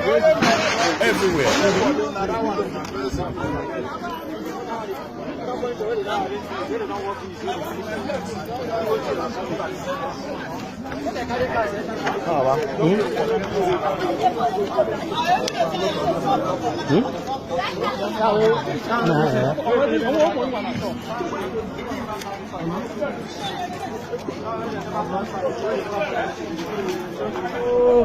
Man, I see fire. Outside people don't finish Igbo for a year. Man, I see fire. Oh, man, I see fire. See how Igbo goods they spoil, they destroy. Man, I see my bag. Man, I see him. Man, I see him. We need Biafra. Man, I see him. We need Biafra. We need Biafra. We need Biafra. Man, I see him. We need them. We need them. We need them. Is this a country? Is this a country? Is this a country? I'm asking you. Is this a country?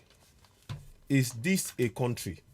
When you look at what I've just shown you, I've shown you a series of videos, and on every one of them, it's all about death, destruction, and then this one will come and start talking nonsense here, which I'm not going to listen to. I want to just go to the next one. I'm not prepared to listen to. I'm not going to take the time to listen, because all they're doing, they're all just there to delay, to confuse. Now listen to this one. I want you to. I'll listen to that again. This is the one I want you to listen to. Listen to this.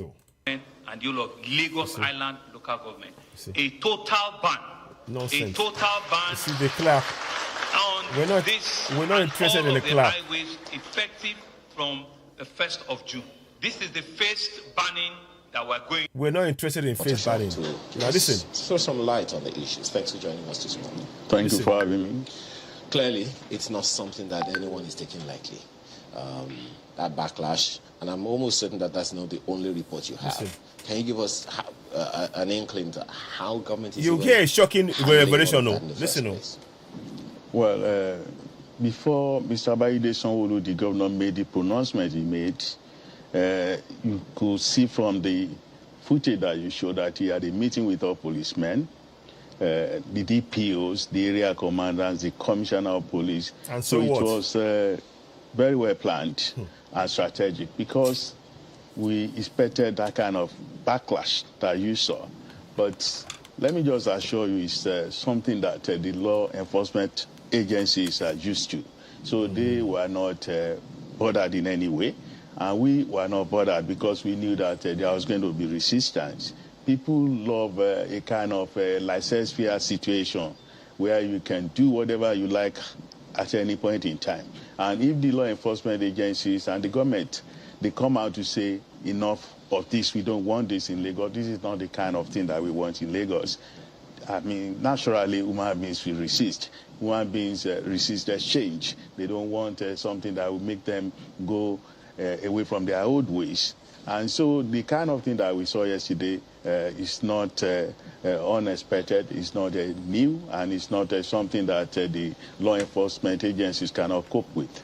Well, if you could inform us about the strategy that is being employed. That's your office, by the way, information and strategy. So this announcement was made 2 days ago by the governor, right? Right. That it will take effect from June. I want you to listen to see how useless that statement was. How does that work? Does it mean that as at today, which is May the 20th, that is about 11 days from June the 1st, those motorcycles can still operate within those areas? Listen, First, there is a history to this.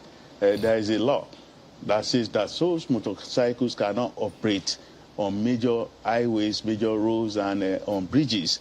So the law is still there. It has not been removed. When we made the pronouncement, when the governor made the pronouncement about 2 years ago, he has not reversed it. So it still stands. So if today... So the law still stands. So what are the Okada riders doing there? What are they doing? So you can see now that all the clapping, the sum total of the clapping that they were clapping for, it's nonsense. The Okada riders, you put them in jail today, 5 minutes after, they will get a call from Abuja and they will let them out because they are what? They are Fulanis. It's time we woke up. My people, it's time we woke up. By the way, if you haven't bought this t-shirt, tomorrow is we have the foot match tomorrow, 21st and 22nd of May for the Yoruba Nation match. I've got the t-shirt on, you can see that. We're selling it here on the Duwati Radio and other platforms as well. But if you want to get it, get in touch. +44 7399 580 606 Citizen AY or the Duwati Radio. Both platforms we sell it. So if you want yours, get it. It's in time for tomorrow. And also not only for tomorrow. This is part of us going for Yoruba Nation. You know, you can see I'm wearing it. See that? See that? Let me see. You see that? Now that's the side there. That is it. That is me wearing it, you know. So it's very good, and I'd like you to make sure you get a copy of it as well. It's very, very important. But like I said, go and sign that petition as well. We need to sign the petition. I'll see if I can pin it up onto the YouTube platforms as I speak to you, because we just want to make sure we carry on. We're promoting Yoruba Nation. We're not waiting for this fraud. Burning, fires, no compensation, nothing. Well, our lives mean nothing to these people. We're not the same. We need to have our own nation. Let me just see. So let me just put that up as I'm speaking to you.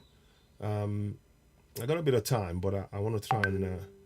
So I might even, I'll try something in a bit anyway. Let's just see how it works. So. Like I said, I'm putting this t-shirt on. The boys are playing tomorrow. They need our support. Let's do what we can to help them. Getting the t-shirt, wearing it on the day. Just imagine tomorrow they will sing the Yoruba National Anthem. This match will be covered live on Citizen AY and on the Duwati Radio simultaneously. It will be live on here, so you can watch it. Join us then. Let's do something in the meantime. So if you haven't signed the petition, please sign it. So let's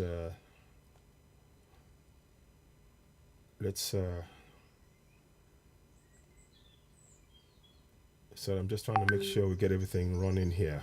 Give me a minute. Okay, so I'm gonna please sign the Empower Sign petition. I'm writing it here.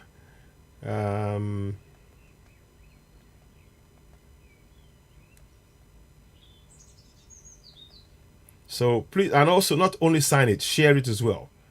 So it's all there. I'm going to pin it to the top of the page here. So I'm going to pin it there just so you can be able to have it. And I'm going to put it on Citizen AY as well. It's on Oduduwa TV Radio now. We're going to go on to Citizen AY. All of this is on YouTube. Once again, I want to thank you all for subscribing to Oduduwa TV Radio and Citizen AY and No Mobile and Only the Best. We appreciate your support. Let's continue to help us grow the platform. The Citizen AY is very important to have because that's where we do a lot of our multi-cultural ones, whereby it's Yoruba, Igbos, and Middle Beltons, and we need you to help us continue to grow it. Thank you so much. Don't forget, if you haven't subscribed to Citizen AY, please go ahead and subscribe to Citizen AY on YouTube now.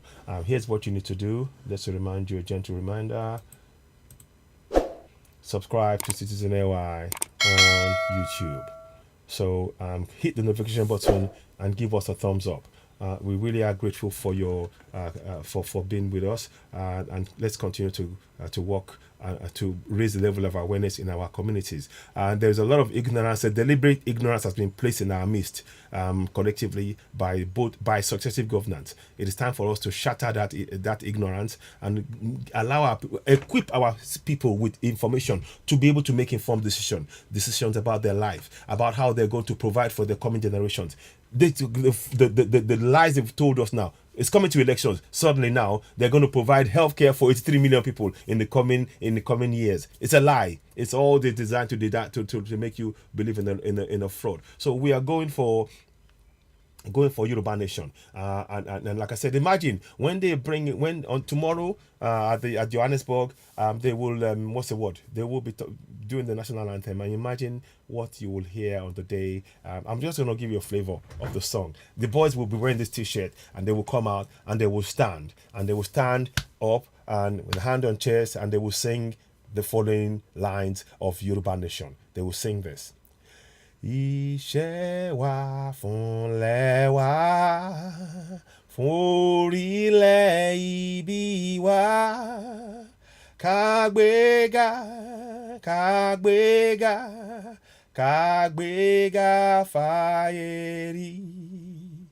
Ìgbàgbọ́ wa ni pé bá ti bẹ̀rù lábọ̀ mọ́, ká ṣiṣẹ́, ká ṣiṣẹ́, ká ṣiṣẹ́, ká jọlá. Ìṣọ̀kan àtòmìnira ní ẹ jẹ́ ká máa lépa. Tẹ̀síwájú fọ́pọ̀ ire àtòhun tó dára. Ọmọ Oòduà dìde, bọ́ sípò ẹ̀tọ́ rẹ. Ìwọ ni ìmọ́lẹ̀ ògo adúláwọ̀. That is what you will hear tomorrow. I'm looking forward to that.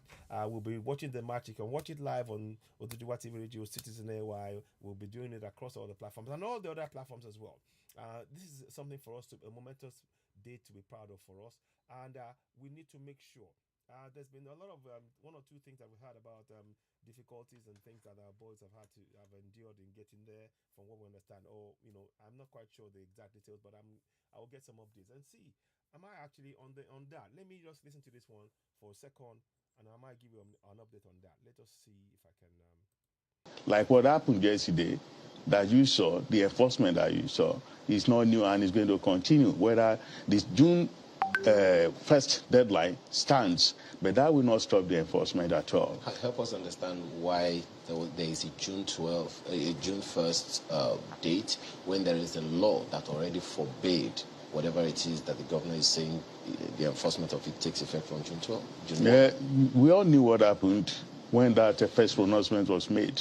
It was well enforced, and even many of these people riding bikes were already leaving Lagos out of their own volition. Unfortunately, nobody thought at that time that COVID-19 could come upon us. See any excuse? We're not interested in COVID. The fact is, the Okada riders, these guys, and many of us in Yoruba Nation, in Lagos, we understand that quite a few of us, we are looking to Omaba is probably going to get in touch with one or two of you in terms of the Okada riders, the Yoruba ones and things, to provide enlightenment as to why it is important for us to actually understand the need for us to be involved, be the ones running this business. Because, like I said, the foreigners, the people that killed David Imo, they're Fulani. They're not Yorubas, and they don't know that area. They came in and they killed the young man, and the ban will not bring his life back. We need to understand what it is we're doing in our community. Why is it that we are leaving? Is anybody checking the documents of each of these people? You will hear the man say it. They have no. I don't know if you heard him. They have no registration numbers, nothing. They just come on and they can be, anything can happen to you. There's no registration, there's nothing, there's no form of ID. That is dangerous. That in itself alone is so dangerous. So dangerous.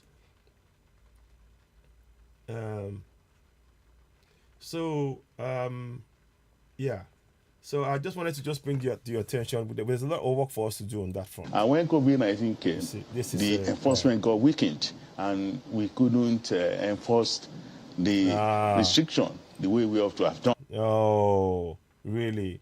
How is what's so difficult in saying you need to have the identification? With no ID, you can't go out. This is an excuse. I'm sorry. So now that COVID-19 has given us some space, and our doctors are complaining that more and more people are coming with the emergency of Okada, about 1,712 accidents have been recorded in Lagos. Are you sure the accidents are actually not injuries?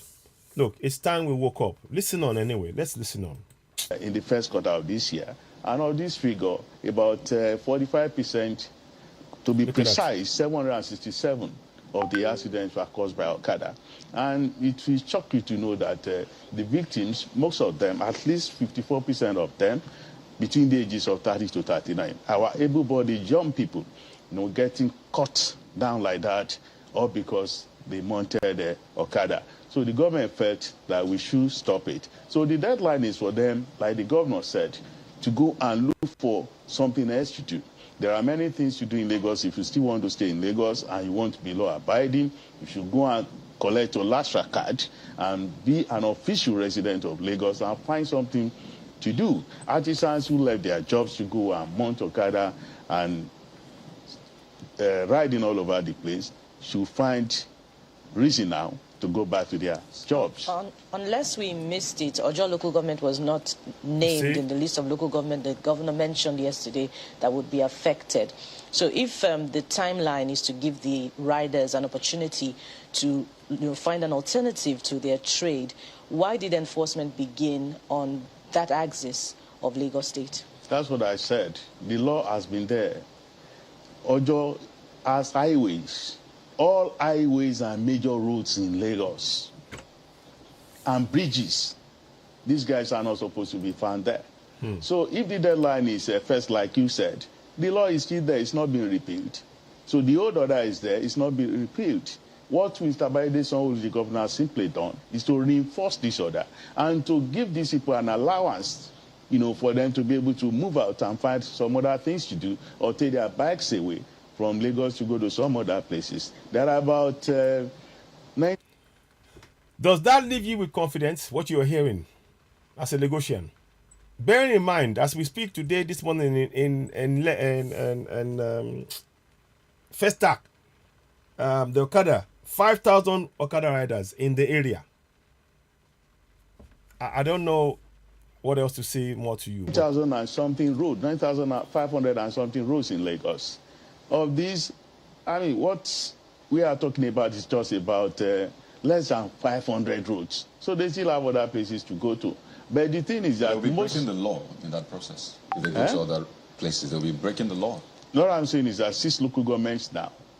Yeah, I'm saying regardless. You've said that. Regardless, the law covers the whole of Lagos. So if you're saying that they should at least leave those 5 or 6 local government areas, he doesn't even know his own laws. They're still breaking the law.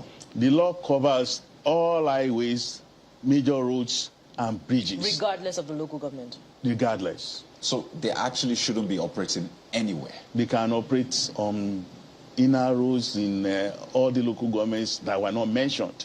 But the local governments that were mentioned, they should not be seen at all. They should not be seen, they should not be heard, they should not be felt. What about the highways in the other local government areas? The highways in other local government areas, they must not be seen there. The bridges in all other local government areas, they must not be seen there. Yesterday. This is just, I don't even. See, I don't really, this is not saving lives. And that axis, that corridor, I don't want to. has caught the attention of Lagos State government. I don't want to even pretend, because the premise of today's broadcast has been and remains these 3. They've been killed. Their lives have been taken. And that is the premise. But I'm getting some updates here which I wanted to bring to your attention. Let me just quickly bring that up to you. There's some updates about the court case, outcome of the court case. I wanted you to hate yourself. A court case in Ondo State, I think, is it? Ado-Ekiti, between Ilana Odua and federal government. So let's bring that to your attention. I think Yomiko Iki has shared something, and I wanted to bring it to your attention here. So what is it again? So just want to bring that to your attention, and it's worth us listening to in the middle of all of this, because what we're trying to do is provide you with as much information as possible about what is going on. The court case, of course, if you recall, is about trying to prevent the election going forward in in that fraud. Let's have a look at it now. 1 second. Where is it? Oh. Okay. Okay. Okay. 1 second, please. Okay. So I'm going to give that to you. Let's hear that now. Let's hear. We might watch for some time because it looks like it's a quite involved one. Outcome of court case today in Ado-Ekiti between the Lamodo and the federal government, Nigeria, and federal governments. Anyway, let's listen to it now. Let's just get some ideas on what's going on. Ikitilawa, Federal High Court. We had just finished the court this morning, and our lawyer is going to be speaking to us. Outcome of the case.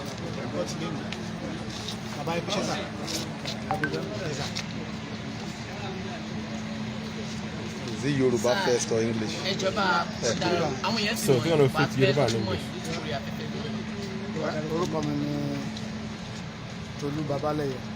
I like that they're doing it in Yoruba first.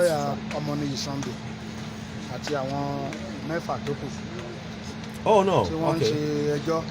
Lórúkọ ìlànà ọmọ Oòduà fún àti gbòmìnira ilẹ̀ Yorùbá kúrò ní abẹ́ orílẹ̀-èdè Nàìjíríà lásìkò tí a wà yìí. A ṣẹ̀ jáde nílé ẹjọ́ ni gbogbo àwọn tó wà nílé ẹjọ́ wọ́n gbọ́ nǹkan tó ṣẹlẹ̀ ńbẹ̀. Bó tẹ̀ jẹ́ wípé agbẹjọ́rò àgbà lórílẹ̀-èdè ìlú Lógbó wípé ẹjọ́ yìí máa wáyé lénìí àti ANEC asa fún wọn ní hearing notice bí kò tún ké sọ ní last time ní on 11 tí a wá sí kéèsì fún wọn pàpà wálé ní ṣùgbọ́n nígbà tí adájọ́ rí pé a ti ṣe nǹkan tó yẹ ká ṣe lábẹ́ òfin wọ́n wá ní ká àdírẹ́sì wọn lórí issue local standing pé kí ni ẹ̀tọ́ tí Sunday Ọmọnìyí àtàwọn ẹgbẹ́ rẹ̀ ní láti gbé ẹjọ́ yìí wá sí ilé ẹjọ́ adẹ àdírẹ́sì court a fún wọn lóríṣiríṣi instances ìdí tó ṣe pàtàkì kí kóòtù ó gbọ́ wa pé fún àlàáfíà kó lè jọba lórílẹ̀‐èdè yìí àwa ò fẹ́ ṣe bí ti Ìgbò a fẹ́ ṣe bí tàwọn kan ní Niger Delta tó ń dúnkokò mọ́ ìjọba àpapọ̀ àwa ń sọ pé ẹ jẹ́ kí ilé ẹjọ́ kó sọ bóyá ẹnikẹ́ni lẹ́tọ̀ọ́ láti fagídí wà ní Nàìjíríà tàbí ó lẹ́tọ̀ọ́ láti dó lórí orílẹ̀-èdè tiwọn so adẹ ṣèwọ̀n bàtà lè ṣe wọ́n béèrè oríṣiríṣi ìbéèrè àdáwọn lóhùn adájọ́ tún rèsì iṣu pé Adó-Èkìtì làwọn ti ń ṣe ìgbẹ́jọ́ yìí pé nǹkan tá a dẹ̀ ń béèrè yìí a fẹ́ nullify constitution gbogbo Nàìjíríà ni pé ṣé kò ní bẹ́tà ṣé àwọn lè jókòó l'Adó-Èkìtì káwọn nullify constitution Nàìjíríà a dẹ̀ tún dá adájọ́ lóhùn pé Federal High Court ó lé wọn jurisdiction lórí Nàìjíríà pé ìkan wà l'Adó ìkan wà ní Zamfara ìkan wà l'Àkúrẹ́ is for administrative convenience pé kóòtù ní ẹ̀tọ́ láti gbọ́ ẹjọ́ yẹn a dẹ̀ tún ka ìpele òfin kan tó dá kóòtù yìí sílẹ̀ tá a mọ̀ pé rules of the court tó sọ wípé a lè gbọ́ ẹjọ́ yìí ní Adó ní alternatively ní ìdàkejì ká tẹ̀ sọ pé a lè gbọ́ ẹjọ́ yìí l'Adó òfin ò sọ pé kí kóòtù da ẹjọ́ yìí sọnù nǹkan tó fi sọ ni pé kó da ẹjọ́ yẹn padà sí ibi tí a ti lè gbọ́ a ti sọ fún adájọ́ wípé tó bá dẹ̀ jẹ́ Àbújá ni tó bá mọ̀ pé wọn ò ní forum lẹ́kìtì kán dá ẹjọ́ yẹn padà sí Àbújá a máa lọ síbẹ̀ nítorí pé lọ́wọ́lọ́wọ́ tá a ṣe wà ọmọ orílẹ̀-èdè Nàìjíríà sì ni wá àmọ́ nǹkan tó la lè bí so nǹkan tí ó ṣẹlẹ̀ ní kóòtù ni wọ́n dẹ̀ ti gbọ́ wa wọ́n ti gbọ́ àlàyé wa wọ́n dẹ̀ ti adjourn sí ọjọ́ 10 oṣù kẹfà fún ruling pé àwọn máa ṣe ìdájọ́ ráńpẹ́ lórí bóyá àwọn lè gbọ́ ẹjọ́ yìí tàbí wọn lè gbọ́ ẹjọ́ yìí so kó ti ṣẹlẹ̀ ní kóòtù lẹ́yìn nìyẹn. pẹ̀lú gbogbo ohun tí wọ́n sọ àti tẹ́yìn náà ṣàlàyé fún wa kí ni ìgbàgbọ́ gbogbo ọmọ Yorùbá lápapọ̀. I'm a lawyer. I'm not in the mind of the judge. Mi ò sí ní mind adájọ́. Èyí tó yẹ kí n ṣe mo ti ṣe. So it is left for the judge to feel otherwise. wọ́n dẹ̀ ti fúnra wọn sọ pé tábà tó wọn bá dá ìka tó bá táwa bá rí tó bá wà gẹ̀ẹ́sì wa tó bá tẹ́ wa lọ́rùn pé a lè appeal court of appeal wà ládó tí court of appeal bá tẹ́ wa lọ́rùn á lọ Supreme Court l'Abuja. So ilé ẹjọ́ àkọ́kọ́ lélẹ̀. I think he's going to speak in English, Vivian. lórí mata yìí. So ẹ má yẹ ká anticipate or ká predict gan tí adájọ́ máa dá. That is not part of our duty as legal practitioners. Bàbá bí ẹ ṣe máa ń gbé wá níyànjú àti fẹ́ kẹ́ gbé wá níyànjú sí kí ni àmọ́ tẹ́ni fún gbogbo ọ̀dọ́. Ikọ̀ tí mo ń gbọ́ sọ fún ọmọ Yorùbá ni pé ẹ jẹ́ ká wà ní sùúrù tá à ń ṣe lọ ká sì máa gbàdúrà. Vivian, just for those of you who are not following, this is about the case that the Ilana Modua has taken against the federal government of Nigeria to actually challenge the validity of the fraudulent 1999 constitution, particularly as we the people did not have any say in passing it by way of a referendum into law, and the many things that the statement of fact about the fact that this remains an imposition, it is null and void, in short. And basically the lawyer said that the court has had their statements and things. I don't know if the government lawyers attended, but it's been adjourned until the 10th of June 2022. 10th of June 2022. I'm just giving you a quick summary of what has been said. I hope that answers your question, Vivian Tickler. Thank you. Let's proceed. Thank you. Nítorí pé ìgbà díẹ̀ náà ló kù tẹ́rù ẹ̀rù àgbà òmìnira tàmá tí ìwọ̀fà tásánwó ọ̀fà tán. So ká má ṣe jàdíjàgan ká má jà bíi tàwọn ará bí ṣe mọ̀ pé tó bá sọ pé Yorùbá nation yá lọ́la ibi ìkan láti má bẹ̀rẹ̀ ṣùgbọ́n tá a bá ti destroy court wa tá a ti destroy secretariat wa tá a ti jó police station wa ṣe mọ̀ pé owó la máa tún fi kọ́ padà. So it doesn't make any sense. Yìí kan tó yẹ ká fẹnu sọ ká máa fi igi òkúta àtàdáṣe á tún lead sí pé àwọn èèyàn á kú àfẹ́ irú yẹn nílẹ̀ Yorùbá. Òun la fi sọ a tún sọ fún ilé ẹjọ́ gan pé it is a sign of civilization pé ìyẹn ló ṣò pé èèyàn lajú which the court appreciated pé yes pé pàtẹ wá sí kóòtù yìí lásán ó ṣòwò wípé a mọ nǹkan tí à ń ṣe ṣèmi dẹ̀ believe pé adájọ́ ẹ̀ máa dájọ́ òdodo. Bàbá wa ẹ ṣe gan sà bàbá wa ẹ jọ̀ọ́ mo ní ìbéèrè kékeré kan fún yín sà ṣẹ́rí ìdí tí a ti pe ìgbẹ́jọ́ ìpè nípa 1999 constitution. You're welcome, Vivian Tickler. Pé Èkìtì àti Ọ̀ṣun state àfẹ́ kí election wáyé a rẹ̀ rí mọ̀ pé Èkìtì election máa wáyé ní on the 18th ní ìgbà tí ìgbẹ́jọ́ wa rẹ̀ bọ́ sí on the 10th ṣé ẹ lérò pé tó bá wà ní on the 10th yẹn pé àwọn adájọ́ wọn á fún wa ní nǹkan tá a máa fi lè sọ pé ní on the 18th yẹn kò ní sí. Bàbá ẹ pẹ́ lẹ́yìn question yìí àti address ní the last adjourn date tádájọ́ sọ pé once that will put one notice tó bá go ahead àti ṣe election yìí tó ń bá find out nídàájọ́ pé kò yẹ kán ṣe he will nullify the election. So there is no issue about that one. So, sir, my question is, okay, this is Koiki Media, and we have many international media connected to this. Can you help us to say them in English, sir?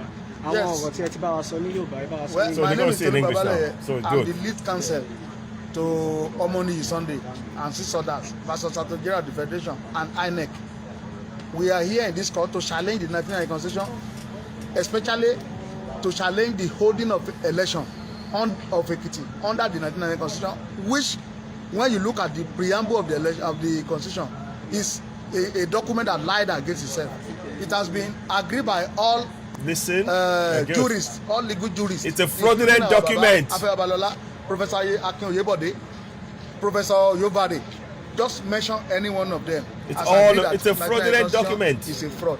But nobody has had the temerity and the courage to challenge it like we are doing now.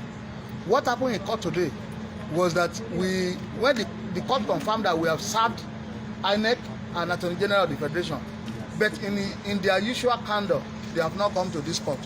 So, and the court raised an issue, suo motu, on the local standing of the people that have come to challenge the Constitution and to challenge the election. That we should address the court on whether the people even have local standing. And we address the court. And in our own mind, we have been able to convince the court because the law on local standing, when it comes to public interest litigation like this one, the law is that the court has to be liberal and accommodate, people who have come to challenge, some things on behalf of the public. We go to Supreme Court authorities for the court. And apart from that, the court also raised another issue of forum no confidence. The meaning of that one in English is that is advocating the appropriate court of law in which we can litigate this matter, in the sense that we are challenging the Constitution of Nigeria, and we are the people that we challenge, that is the Attorney General and INEC, are both residing in Abuja, and we address the court that yes, your lordship has the jurisdiction, and advocacy is the appropriate forum. Reason being that advocacy is where the election is going to take place.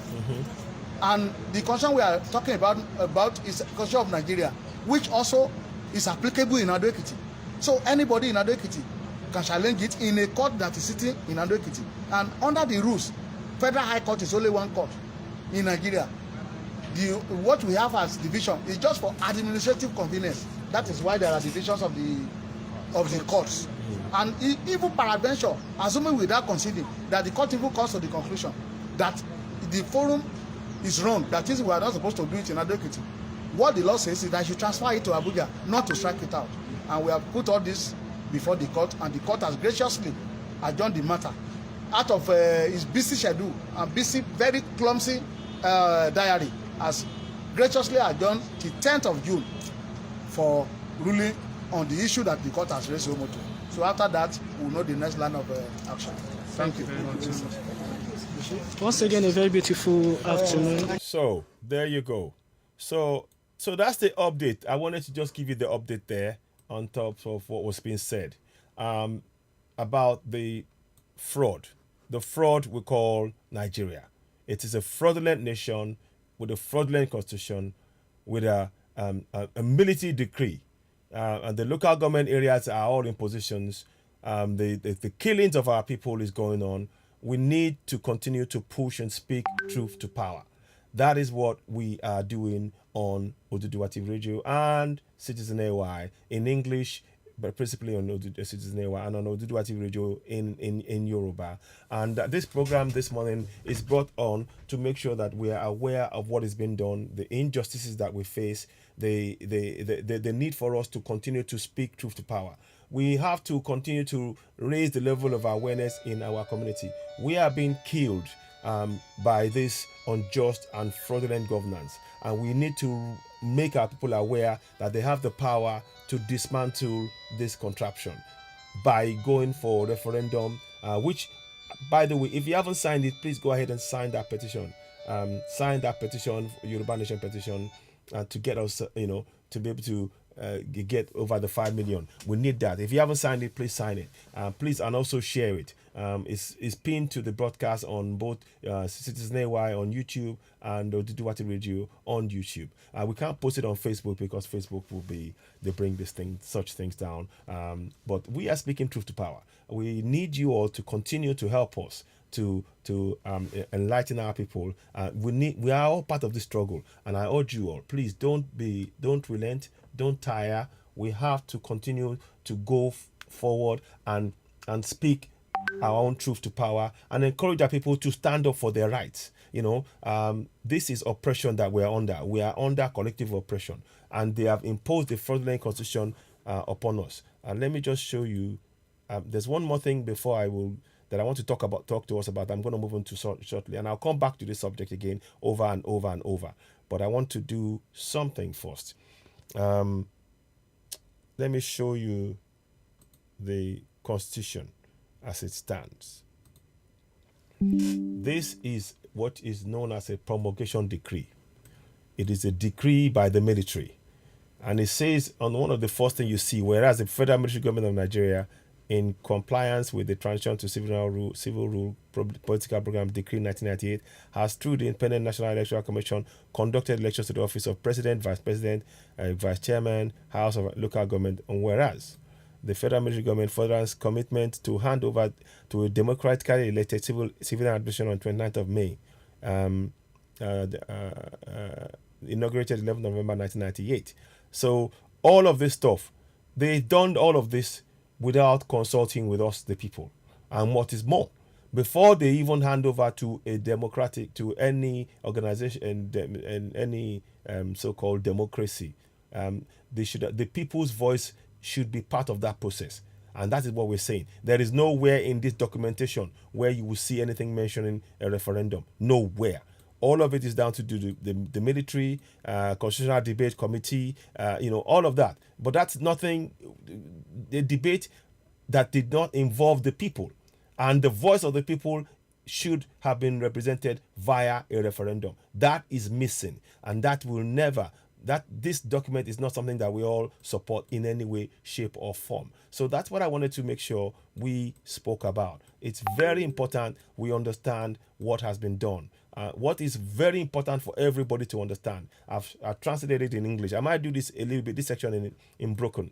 You see, for this place, the talk say, when it is necessary, say make them print this constitution, this constitution, what they call constitution, them give themselves power. The government, the federal government, give themselves power. Make them tell printer say make it omit, make it come out certain part of the decree, make it can't leave the schedule, and the part where they can't leave for us. Make we see which waiting with the one with the call schedule now, the call constitution now schedule. But they won't lie to us, say make we believe I'm saying that constitution. They can't say it get the same power as to like say the decree they inside them. May I show now waiting that they talk about. I want make una get an idea of waiting we they talk about. I want show now that part. Make I do this. I bet no vex so. I won't take time small. I don't do them for English. I don't do them for Yoruba. I won't try do them for broken small. May una see them. May una know say waiting that they told us, show us. That's now why the court case make we support them. Now fraud from top to bottom. I beg. I want make una see them. You see, I don't put for that document. I put say now fraudulent 1999 constitution. Make I can't go inside as well. Now fraud. See for this place here, they talk say Constitution of the Federal Republic of Nigeria 1999. Now lie. This one where they talk so, now big lie. You know hear them. The waiting they talk so for here. Make I move them up. I want make una see them. Yeah. You see this one here. You see the Constitution of the Federal Republic of Nigeria. Now big lie. You know why? Yeah, I explain to you now why now big lie. Because waiting they're supposed to put here now schedule to the Constitution of the Federal Republic of Nigeria 1999. Now schedule. But no be constitutional. Because we the people will never pass them into law, number one. Number two, them for the same inside the same document, they can't write say the decree may be cited as the Constitution of the Federal Republic of Nigeria. They say the decree, they feed quote them say na our constitution. Which means say waiting they talk for this place, na lie. When they talk say na constitution, this one not be constitutional, na schedule. We suppose understand that well, all of us. I want make all of us. As now they hear them, so make you not tell our people, though. Say, waiting with a see so, no be constitution, no, na schedule. Now so then talk for this side, then talk and hear, say, when they want print this document, then go omit the part where say decree. May I show you now where the decree day for this side. I want just, I go come out, I go bring them back again. Bring them back. You see for the top here, make I blow them up. I want make una see them well. You know, see them. I want make una see the Ojoro. You see, say they talk, say promulgation decree number 24 of 1999. When you can't take eye, if you take Kuru eye, look, make we take Kuru eye, look this document. You go and see, say, na lie. You see for the top of the decree. Now you know, see, this is how you go take notes in a fraud. You see for the top of this decree, then puts in a decree, promulgation decree number 24 of 1999. They can't hide that part. They can't tell you say na Constitution of the Federal Republic of Nigeria. Now fraud. That's now why we're not supposed to support them. Make we come out from that contraction. Now fraud. Everything we then do, now fraud. I want make all of us, make we know them. I beg, make we tell our people for village. No be any Obioma or whatever or juju person they did. No, now government they do all of us. Now government they carry comot our money. Now government they carry comot our wealth. Then they loot our stuff. No be any juju man from any another place. No. Now our government they do us. No be anybody from above. No be Allah, no be God, no be Jesus. Now our government, now them they do wuru. Now then they comot our money from our pocket. Now then they kill us. Now our government, you see this rule where they put on top of our head, and now fraud. They no ask us. We suppose carry. They supposed do when they call referendum. They no do it. What thing they can't do? They can't put this fraud on top of our head. Can't they carry our money? You see the election where they vote inside now fraud. You see INEC. INEC no be they no get we the people we no support to now this year people the military now they create INEC now they can't impose that on top of all of us. They no ask us. INEC no independent. INEC na military machine where then they use the rig elections. We know the last election way fair now in the one way Abiola win. You know, say Abiola win against Tofa. He win 8 million votes against 5 million Tofa. They're not going to like him. The military don't like him. They can't annul elections. They can't say Abiola rig election. Now lie. The rigging the last election way better pass. Now in the Abiola election way he win. Everybody, even Hausa Fulani people, then vote for Hausa people. Then vote for Abiola. Pass Tofa. Tofa get 5 million people. Abiola get 8 million. They're not going to like it. They can't vex. All elections since they are showing now with this thing. I won't make you see this. I know they come here just they come spin yano. I won't come talk better talk. Make everybody shine out. Make we shine our eye. I won't make you see it. I go just type now. You go see and come up now. I want me you see that now. You go come up. You go come up. But just wait. Okay, make I do this first. You're gonna go see him now. I don't put him inside. He's supposed to come now. You go see him come on. They work. I bet no vex, so it just they take time. I want make una see the fraud where they do us. Time don't knock, make we wake up, my people. Time don't knock. Make we wake up. This one they don't do. With this fraud we don't do. It don't do. Make we reject her. Okay, make it just. Okay, come on then. Go on there. There we go. You see him? You see? For the middle here, make her go up. I want to make you see him. Make you see him. You see what I put there? 9 days inside that. A day inside the 1999 Constitution. Now fraud. No independent. The military, then they control everything. Then they control our government. Then they control who they get. All of the posts now Fulani. Everything Fulani. It don't do. My people, make we come out from that contraption. How we go take come out? Now to carry out do our own referendum. We do the Middle Belt referendum. We go do Yoruba referendum. We go do Igbo. Now we go do them all. We know they wait for them all. Now we they do them. You get them. So make we begin to make sure say our people they no go carry they can accept this nonsense anymore. You don't do. The election, the contraption, na fraud. The 2023 election, na fraud. They don't select who will be president already. I beg, we don't want. We won't come out. We don't suffer enough. Then they use the inside this fraudulent this schedule. They can't put 68 exclusive items. They can't take and they carry come out our own resources. We the people will get the resources. We know benefit from them. We don't tire. We won't come out. So I just want to say, make I say that one briefly for Pidgin. May una understand say waiting there for ground. So now all of us we be Middle Belt, we be Southerners, and I ain't concerned. So make we stand together, make we come out from that contraption. Make we begin do vigilante group. We need vigilante group. We go protect all of us for our community because the people, this government, then they carry better gun. They give terrorists. Their own people where they come from West Africa, from Guinea, from Senegal, from Gambia, from Mali, from all them places. Then they come enter our place. Then they give them our own money, the money where they're supposed to use build our road, our bridges, our schools, our hospitals, our healthcare. Then they do. That's why we must come out. You don't tire. We not want. We must come out from this contraption by force. One, we must come out. The sufferness wey dem dey put for our head, you don't tire. We no want be suffer head again. We no want.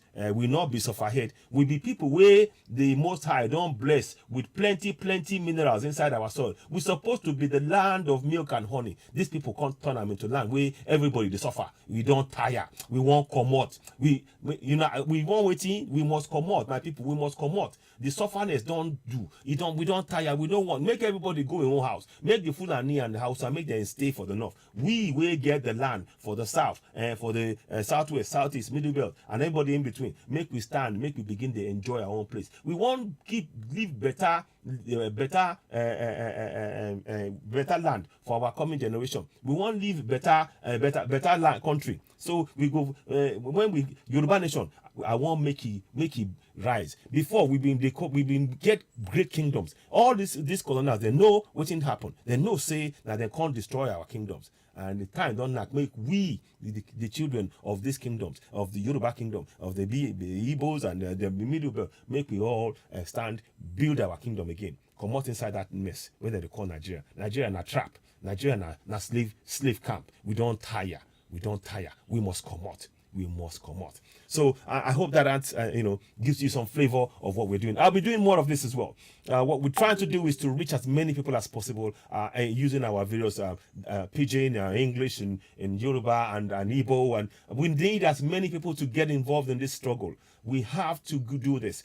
Don't forget, I'm watching. As you can see if you like the T-shirt and it's for Yoruba Nation. Get in touch with us. +44 739 580 606. Give us a call. We can chat a little bit. Let me see if that is on. I don't know if it is on. It is on. Yes. Oh, sorry. I thought it was on. Sorry, I beg your pardon. That was a direct call I received earlier, but I'm going to try and I'm trying to give us as much possible info as possible. So what we're doing here is to talk about things. I might even speak in Yoruba now. So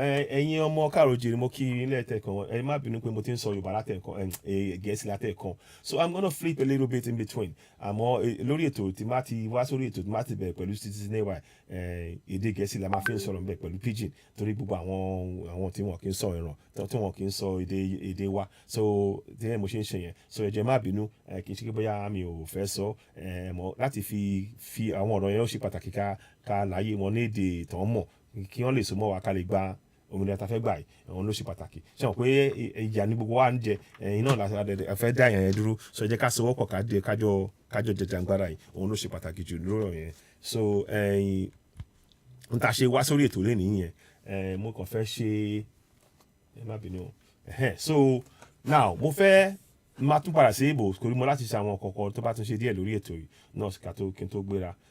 So we're going to go back and speak in English. So I've basically been translating what I said, just summarizing a little bit of what I'm doing in Yoruba, because normally when people see me on the Oduduwa radio, it tends to be in, I speak a lot of my local language, my Oduduwa language, my Yoruba language. But because the broadcast when I'm doing on Citizen AY, it tends to be largely only English. But because I'm showing it on both platforms, I do try and in between just sort of stop and explain a little bit why that's the case. This program, when it starts on Citizen AY, it is going to be in English. But if it starts on Oduduwa TV radio, it is going to be largely Yoruba. And that's it. I think it's better it works that way. Now, the other thing I wanted to show us in the middle of all of this is something that happened the other day.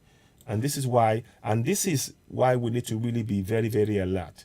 I want to show you, I made their souls rest in peace, these three. I mean, their souls rest in peace. It's painful to watch.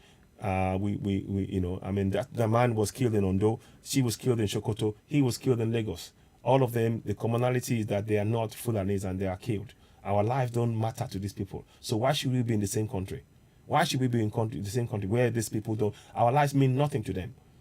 A Fulani man will kill a Southerner and they will get a call. Our life means nothing to them. We shouldn't be in the same country. Let's break it apart. Let the Fulanis and Hausas stay in the north. We in the south, we go our own way. We create our own nations. It is time. We have the right to self-determination. And that we must not let go of that. Please do share this broadcast as you're watching it. Now, I want to show you something very important. Now, this is something that happened a few days ago. And I might show it again if I can. I'm hoping. Is that it? Yeah, I'm going to show you this. I hope they will let me do that, but I'm going to show you this one. I want you to, this is on Citizen AY right now.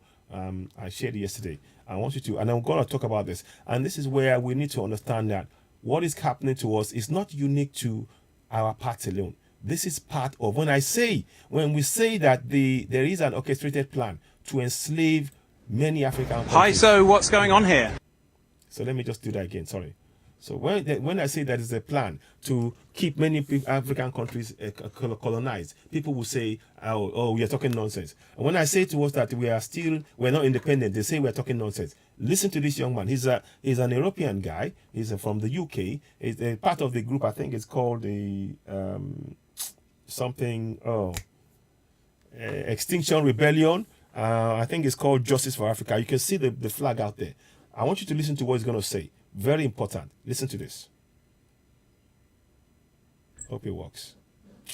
Oh, come on. We're outside the Mayfair Hotel in London. Mayfair. Where activists have locked on to the doors, glued on, and they've also dropped a big banner saying end oil colonialism. That's what's going on here. There's the Africa Energy Summit taking place right now with some VIP guests, big CEOs from some of the largest energy companies in the world, and delegates from across Africa.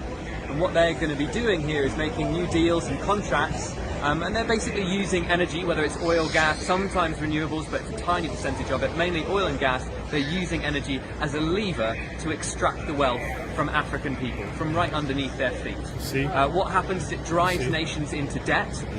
You can see this right now, Benin, Burkina Faso, the Gambia, Ghana. 1 second, I want to just make sure this is absolutely right, so that because it's something it's not quite right with it. I'm trying to get that working fine. I don't know what's happened there. So I'm hoping that you can hear it properly. Let's try it again. So I think it's running slow somehow. So I'm going to try and, I want you to hear it properly without any glitches. So let me just make sure. So 1 second. I don't know what that is. Sorry, 1 second, please. Just want to make sure check that. I don't like that. Okay. So I don't know why that is happening. Oh, it's slowing up. But I wanted you to listen to this bit anyway. Hopefully it will work. I'm hoping it will work. Let's try it again. Oh, something is going on now. I might have to end the broadcast soon. I don't know why that's happening, and I'm not happy that's happening like that. Really sad, actually. Because you need to hear the story. Some VIP guests. Let's try again. Let's try again. So what's going on here? We're outside the Mayfair Hotel in London, where activists have locked on to the doors, glued on, and they've also dropped a big banner saying end oil colonialism. That's what's going on here. There's the Africa Energy Summit taking place right now with some VIP guests, big CEOs from some of the largest energy companies in the world, and delegates from across Africa. And what they're going to be doing here is making new deals and contracts, and they're basically using energy, whether it's oil, gas, sometimes renewables, but it's a tiny percentage of it, mainly oil and gas. They're using energy as a lever to extract the wealth from African people, from right underneath their feet. What happens is it drives nations into debt. You can see this right now, Benin, Burkina Faso, the Gambia, Ghana, Guinea-Bissau, Togo, Senegal, Niger, Nigeria. Did you hear that? Niger, Nigeria.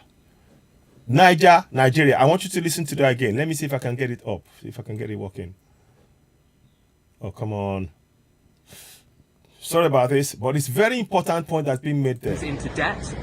You can see this right now, Benin, Burkina Faso, the Gambia, Ghana, Guinea-Bissau, Togo, Senegal, Niger, Nigeria. All of these countries are in debt distress. That means so much of their debt is so much of their GDP, what they're making every month, what the state is making is being paid back to service debt to the rich nations. And so right now what's happening is that, and energy is the lever that they're using to extract more of that wealth. And that debt is putting future generations, they're making future generations pay, and we're not seeing any kind of development. That's the lie that they're going to be spinning, that this is all about development. But as has been going on in Africa for literally hundreds of years now, this is conscious underdevelopment of Africa.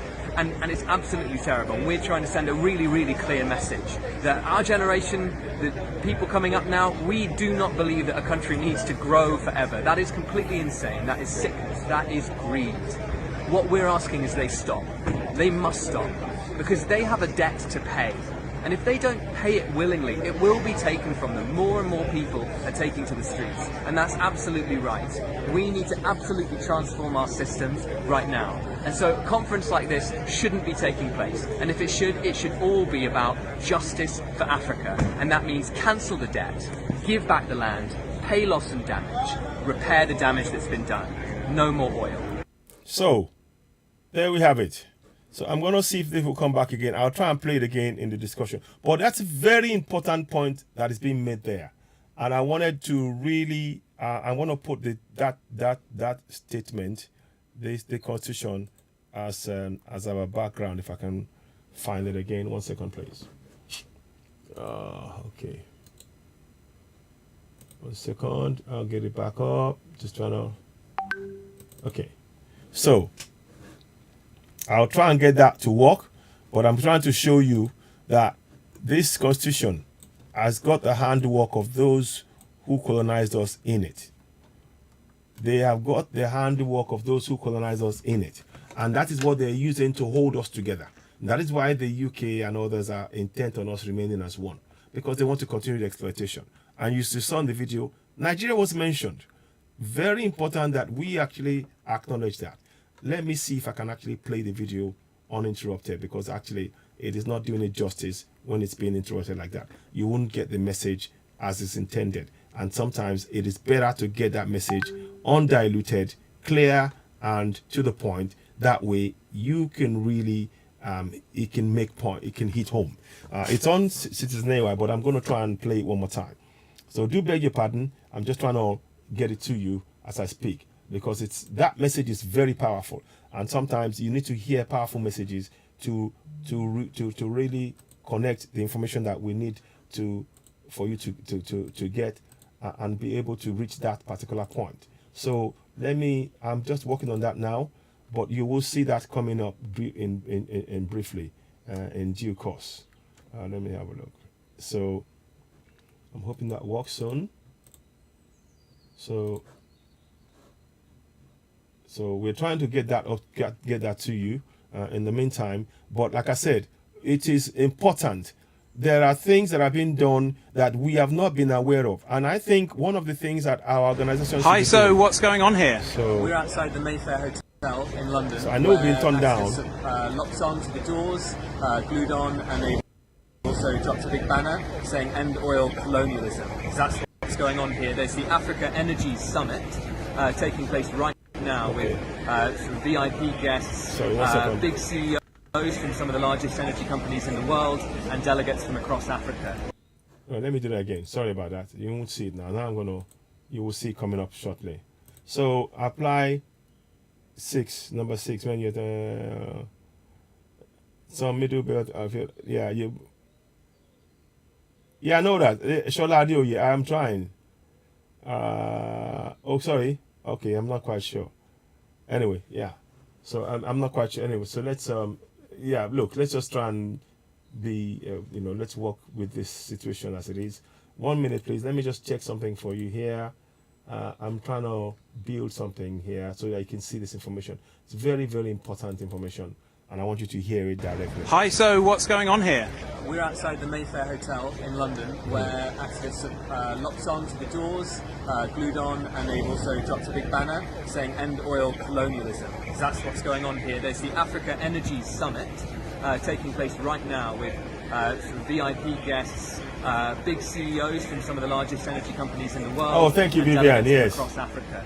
And what they're going to be doing here is making new deals and contracts. And they're basically using energy, whether it's oil, gas, sometimes renewables, but it's a tiny percentage of it, mainly oil and gas. They're using energy as a lever to extract the wealth from African people, from right underneath their feet.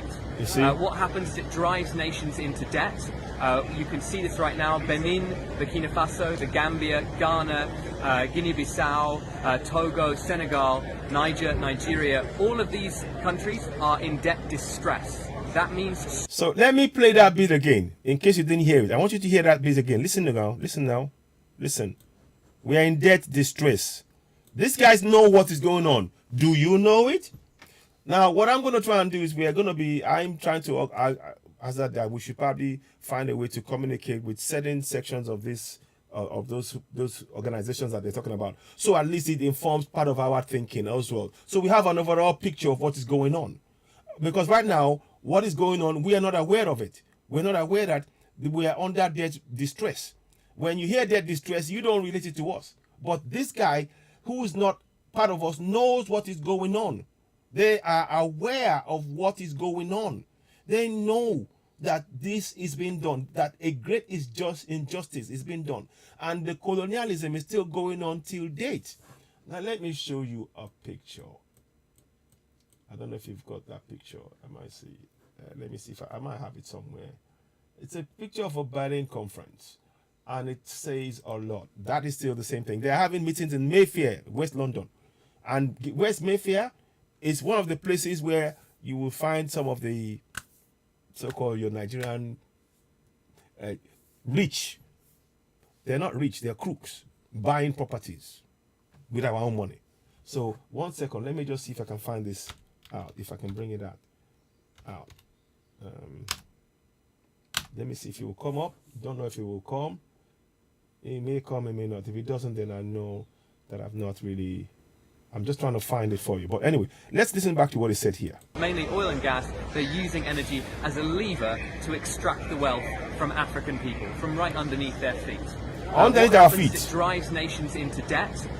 You can see this right now. Benin, Burkina Faso, the Gambia, Ghana, Guinea-Bissau, Togo, Senegal, Niger, Nigeria. All of these countries are in debt distress. That means so much of their debt is, so much of their GDP, what they're making every month, what the state is making is being paid back to service debt to the rich nations. And so right now what's happening is that, and energy is the lever that they're using to extract more of that wealth. And that debt is putting future generations, they're making future generations pay, and we're not seeing any kind of development. That's the lie that they're going to be spinning, that this is all about development. But as has been going on in Africa for literally hundreds of years now, this is conscious underdevelopment of Africa. And it's absolutely terrible. We're trying to send a really, really clear message that our generation, the people coming up now, we do not believe that a country needs to grow forever. That is completely insane. That is sickness. That is greed. What we're asking is they stop. They must stop, because they have a debt to pay. And if they don't pay it willingly, it will be taken from them. More and more people are taking to the streets. And that's absolutely right.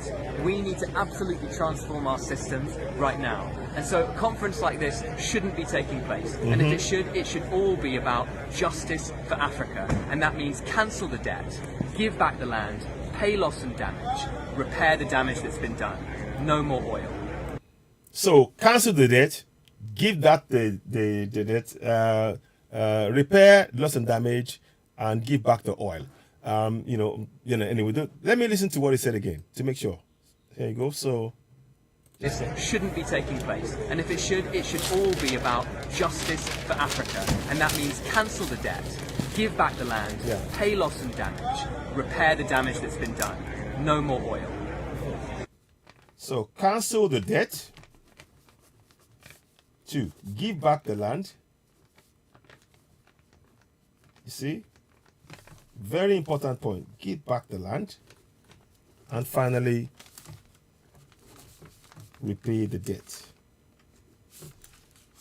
Let's just make sure we hear it. It shouldn't be taking place. Listen. And if it should all be about justice for Africa, and that means cancel the debt, give back the land, pay loss and damage, repair the damage that's been done. No more oil. Repair the damage. So, no more oil. So those are 4 key points he mentioned there. So now you can now see in the context of, and this is by, I think it's by Extinction Rebellion, and you see the sign behind him, it says Justice for Africa. The reason I'm bringing this to our attention is that we often, and I want to use this as an opportunity to talk to you. Oh my gosh. I still did live, oh my brother, I'm still live, but I'm going to call you. I'm going to call you back. I'll call you back. Bye. Thank you. Bye. So now what I'm trying to show you all, before I wrap this up, is that if we think that this is something that is happening to us alone, it isn't. Those countries, remember those countries? I'm going to put it The Gambia. into debt. You can see this right now. Benin, Burkina Faso, the Gambia, Ghana, Guinea-Bissau, Togo, Senegal, Niger, Nigeria. All of these countries are in debt distress. That means so much of their debt is so much of their GDP, what they're making every month, what the state is making is being paid back to service debt to. So you can see that there is a strategy here. So when we're talking about and that is where many people don't understand. That is why I was putting up this here. There is a connection between this constitution and the debt distress. They are keeping us together. They don't want us to grow. They want us to be underdeveloped. They want us to be servicing debt, so we are underdeveloped. We are being deliberately underdeveloped. These are things that we need to be aware of. One more thing I will show you before I wrap up. There is a section. They were even, I'm going to just show Extinction Rebellion. They were showing, they were even gluing themselves to the floor. So you will see this a little bit. You see?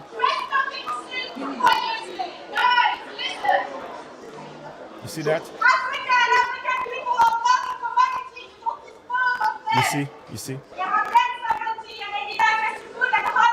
That's what's happened to us. So they are doing this to raise awareness about us. You see? You see, they glued themselves. They glued themselves in the UK here. And I wanted you to just see that. They glued themselves. I wanted you to see that. They glued themselves to the building so that they won't be able to hold the meeting. You see that? Listen. Which destroy the forest, you see? Which lead to desertification, which lead to meltdown. That could be solved with renewable energy so easily. It could change drastically people's lives for almost no cost whatsoever, apart from your profits. So when we say stop funding oil and fossil fuels, invest in renewables. We have to invest in renewables. We're just avoiding reality. You see? So I'm doing this action because we don't need any more fossil fuel projects. The science clearly says that. You see? And is exploiting people in Africa and global majority of people. Listen to you, too. Everywhere. It's not for me. Listen. And you listen. This is information that you need to know. Are making and we need to take action. We have to break it up. Which is wrong. And I know it's a complicated subject, and I'm definitely not an academic. But also, it's colonialism. You see? And the science clearly says we don't need any more fossil fuels. And the people in this conference are discussing both of those things, which is wrong. So this is my way of standing with the frontline communities of resistance in Africa and across the world who are risking their lives to oppose this, and this is the least I can do. And yeah, it's my way of saying fuck you to these big bosses and companies that are playing with people's lives for their own benefit. Yeah. This is very important information. I hope you listen.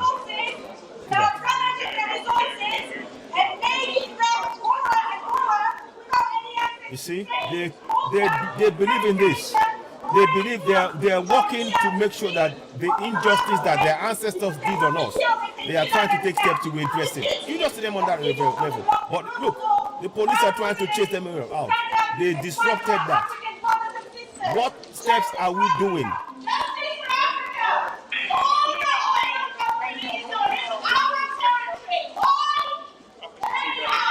Listen to me. This is.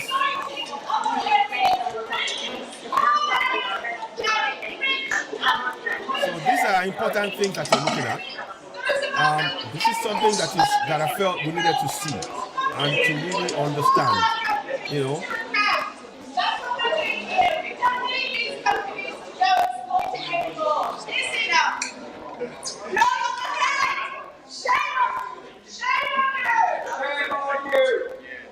See that?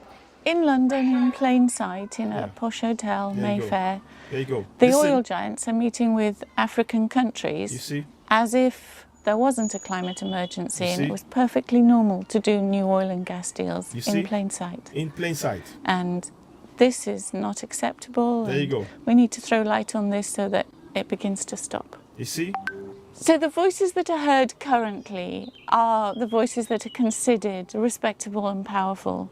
And these are the voices that we see wandering about the corridors of the Mayfair Hotel. Exactly. They are also the voices and the powers that have brought us to this crisis.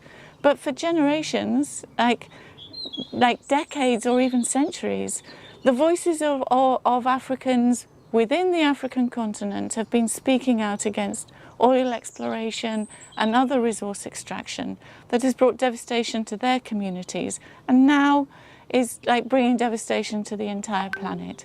So, you know, experience should teach us that we shouldn't listen to those that appear powerful, but those on the ground who know the reality. Exactly.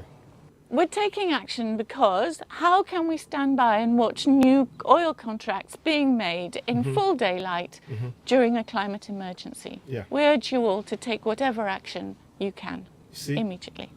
You see? They are taking steps. That was exciting. We We're need back to outside take steps. Slightly less brave I'm streamers. asking you, take steps. Inside, if you've just seen that, there were people sat on the floor. I'm guessing they're rebels. They were chanting things like "Justice for Africa."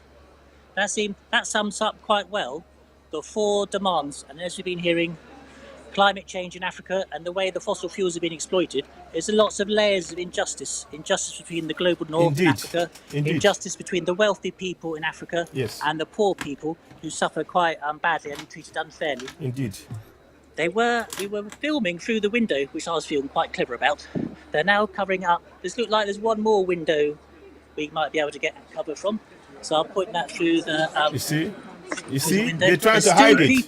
They're trying to hide what's going on. There's still people, you can see that in the back there. I know there's only 12 of us watching, that's okay. I'm guessing this they're is locked on. important that I want you to have important information. We're all standing here trying to film and holding up banners, which we're exploiting every inch of potential. We cover up the windows, there's less glare. So, I didn't know that was going to happen. I was busy live streaming. I was a bit indignant that someone had some better film. But it's absolutely astonishing, isn't it? What people in XR do, they look quite relaxed. The police officer's just standing, watching. It looks like there's a staircase blocked off, so I'm not sure people will be able to go up there. They've blocked off one window we were filming through, because obviously they don't want to see it. Oh, look, here comes a stepladder. It's like they're going to block off another window. But I don't think we're going to miss much, because they're locked on, they're inside. They're going to be lying there for some time, because if they're locked on, the police will have to come and cut them out. I don't know, and that's quite a noisy process, quite a smelly process with the power tools and everything. In fact, that way the police will probably cause more disruption getting them out. I'm just saying that we need to. This is still on us to do. You know, you can't leave them there all day. So how? This is on us to do. I mean, this video is out on air, but I want us to understand that this constitution is a colonial document. This decree is a colonial document that they've given to the Fulanis, who are proxies, to use to control us so they can continue to get our resources. They're pinning us and then they're asking us to do deals. They are doing deals on the very same place where we're having distress, our people are dying. So we have a lot of work to do. And I'm going to try and get in touch with those organizers and work out how we can, do things necessarily. Certainly, there are certain parts we will interact with them. But a lot of the work that we have to do has to be by ourselves alone and achieve this ourselves. But you can see that there are people that know the injustice, and we need to get in touch and work out how we can do this. We need to, if we're trying to stop something, we need to understand the forces who are behind them. There are some unseen hand, such as you just seen now, who are behind the death, the destruction, the oppression going on in our land. Our people are suffering. We are a rich continent, and we are being deliberately impoverished by those who are using religion and all manner of things to distract us, and then having deals on our resources underneath our own feet, denying us access to our own resources. You can see that we're not independent. Any talk that any African nation is independent is an illusion. It is an illusion. Let me play you that voice again of that young man to waken you up, because we need to really be awake. And many of us have not been awake. Listen to his voice, and I will then probably wrap up here. Let me see. Hi, so what's going on here? We're outside the Mayfair Hotel in London, where activists have locked on to the doors, glued on, and they've also dropped a big banner saying "End Oil Colonialism." So that's what's going on here. There's the Africa Energy Summit taking place right now with some VIP guests, big CEOs from some of the largest energy companies in the world, and delegates from across Africa. And what they're going to be doing here is making new deals and contracts, and they're basically using energy, whether it's oil, gas, sometimes renewables, but it's a tiny percentage of it, mainly oil and gas. They're using energy as a lever to extract the wealth from African people, from right underneath their feet. What happens is it drives nations into debt. You can see this right now: Benin, Burkina Faso, the Gambia, Ghana, Guinea-Bissau, Togo, Senegal, Niger, Nigeria, all of these countries. Nigeria, we are being, debt distress. This is a deliberate ploy to impoverish us. We need to wake up, my people. I've got to come back and do a show about this. And I probably have to go and do this to really awaken us. And we need to have, they know what is going on. And they are making us aware. The question now is that we on our own growth, in the end, it is still down to us. We should not be relying on those, somebody else to come and help us. Only us can free us. Emancipate yourself from mental slavery. None but ourselves can free our minds. Have no fear for atomic energy, 'cause none of it can stop all the time. How long must they kill our prophets?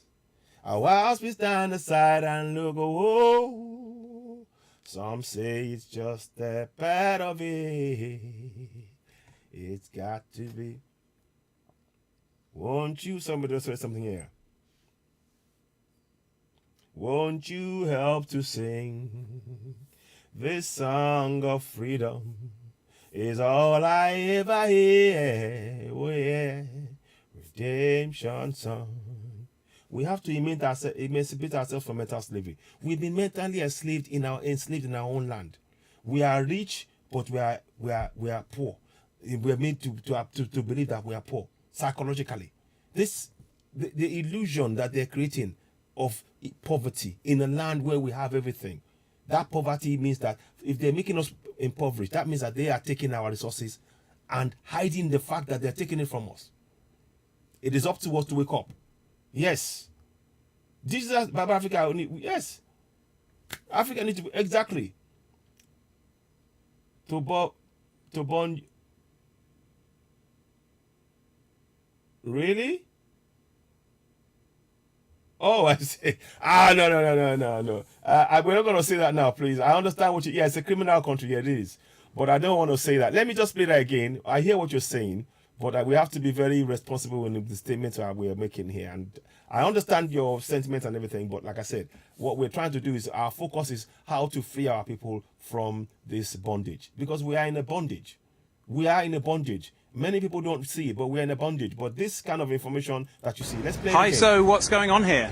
We're outside the Mayfair Hotel in London. Mayfair, London. Mayfair. Locked on to the doors, glued on, in and plain they've sight. also dropped a big banner saying "End Oil Colonialism." So End Oil Colonialism. There's the Africa Energy Summit taking place right now with some VIP guests, big CEOs from some of the largest energy companies in the world, and delegates from across Africa.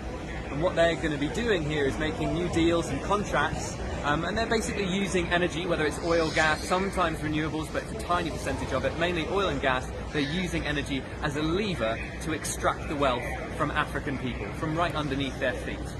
What happens is it drives nations into debt. You can see this right now. Benin, Burkina Faso, the Gambia, Ghana, Guinea-Bissau, Togo, Senegal, Niger, Nigeria, all of these countries are in debt distress. That means so much of their debt is, so much of their GDP, what they're making every month, what the state is making is being paid back to service debt to the rich nations. And so right now what's happening is that, and energy is the lever that they're using to extract more of that wealth. And that debt is putting future generations, they're making future generations pay, and we're not seeing any kind of development. That's the lie that they're going to be spinning, that this is all about development. But as has been going on in Africa for literally hundreds of years now, this is conscious underdevelopment of Africa. And it's absolutely terrible. We're trying to send a really, really clear message that our generation, the people coming up now, we do not believe that a country needs to grow forever. That is completely insane. That is sickness. That is greed. What we're asking is they stop. They must stop. Because they have a debt to pay. And if they don't pay it willingly, it will be taken from them. More and more people are taking to the streets. And that's absolutely right. We need to absolutely transform our systems right now. And so a conference like this shouldn't be taking place. And if it should all be about justice for Africa. And that means cancel the debt, give back the land, pay loss and damage, repair the damage that's been done. No more oil. So now, watch this now. So I want you to watch this. So I'm going to just show you. So that's what it says here. End oil colonialism. End oil colonialism. Can you see that? So this is by Voice newspapers. I'm going to read to you what it says. Let's read it. Because you understand, I want us to understand what is really, that there is a connection between this and this. I maintain that. Those who want that to remain in place, they are the ones who are signing deals. Because when you sign the deal based on those nations they create, those who control those nations, they get the first bite at the cherry to get those resources. Do you understand why it is important for them to keep Nigeria one? Because of this. They want the continued unfettered access to our resources and to keep us impoverished. That's the connection. And that's why we need to break it up. Now listen to this. Protesters gathered outside a London hotel on Wednesday calling for an end to oil colonialism throughout Africa, where the heavy hitters in gas and oil resources met with African delegates to hash out new deals. The two-day African Energy Summit, held at the 351-a-night Mayfair Hotel, turned sour when a coalition of group campaigners, including the Extinction Rebellion of Africa and African Rising banners, hung outside the hotel's porch and lobby while blasting audio against new oil deals by African activists. I wish I had seen this, and I'd love to have been there yesterday.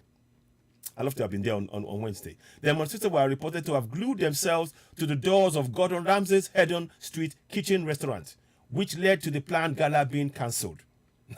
You see?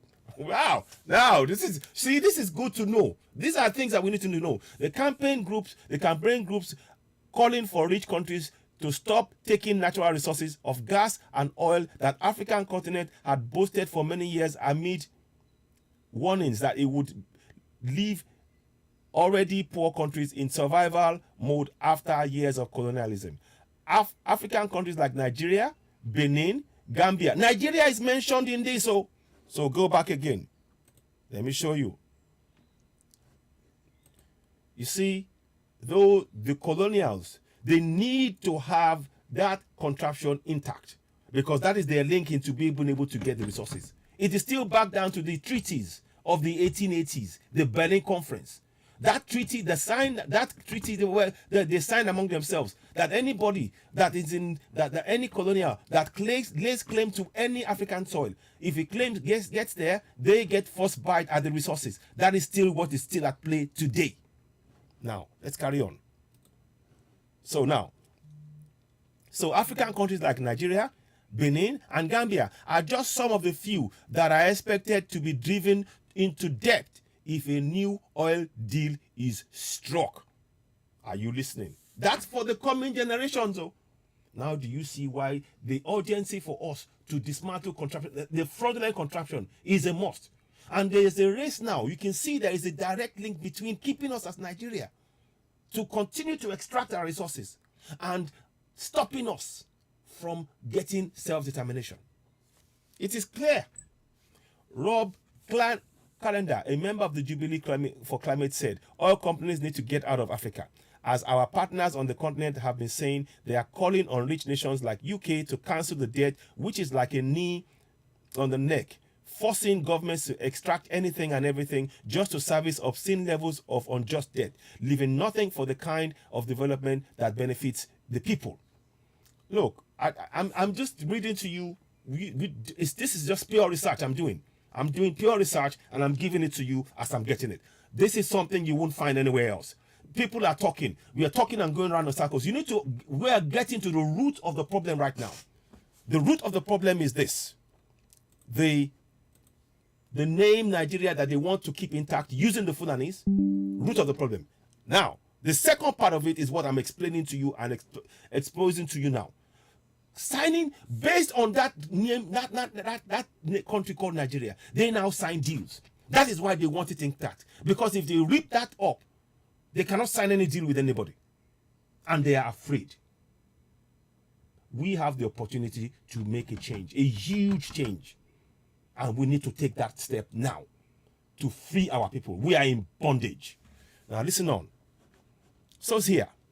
If the UK is serious about allowing Africa to develop, it would write off the debt, which it can, and which would allow African states to invest in the continent's huge renewable energy potential, a far more resilient energy source in most communities. The debt payment of 44 African countries was 75 billion in 2019, a far greater than the amount of public finance needed to tackle climate change. Rather than enforcing this colonial hangover, global North governments should be meeting their loss and damage commitments to this part of the world. The least responsible for climate change, an issue shamefully sidelined at the UK hosted COP26. As the cost of living crisis bites in the UK, the highly anticipated conference was backed by oil giants like Shell and Schlumberger, who are reported to have made record profits in the last quarter when fuel prices are skyrocketing for millions. It comes after the Prime Minister Boris Johnson dismissed a promised windfall tax on oil companies at a time when they are continuing to expand throughout African countries. Now, do you see the need for us to go for self-determination fully? We have to stop them. Yes, we have to stop them. So now, the continent is predicted to be hardest hit by developments in the West following a report by the International Plant Protection Convention, IPPC, that showed the use of fossil fuels could result in Africa's population being displaced within the next 8 years. According to Extinction Rebellion. So they are going to displace us. They want us to move out of Africa. This is the reality. So you're busy saying, oh, you're supporting one Nigeria. This is what you're supporting. You're supporting your own extinction, your own displacement from your own continent in supporting one Nigeria. I'm presenting the facts to you. Now,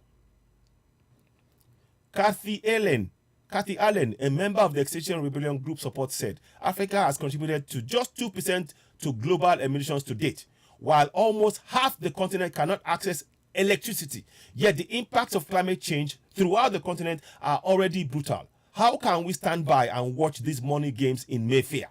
What's happening here is unregulated oil companies signing exploitative new oil deals with debt-burdened African nations, which need to cope with not only pollution of oil exploration in the country, but the global effects of oil exploration, the drought of food insecurity, displacement, and conflict. This is not a conference, it is a crime scene disguised as a party.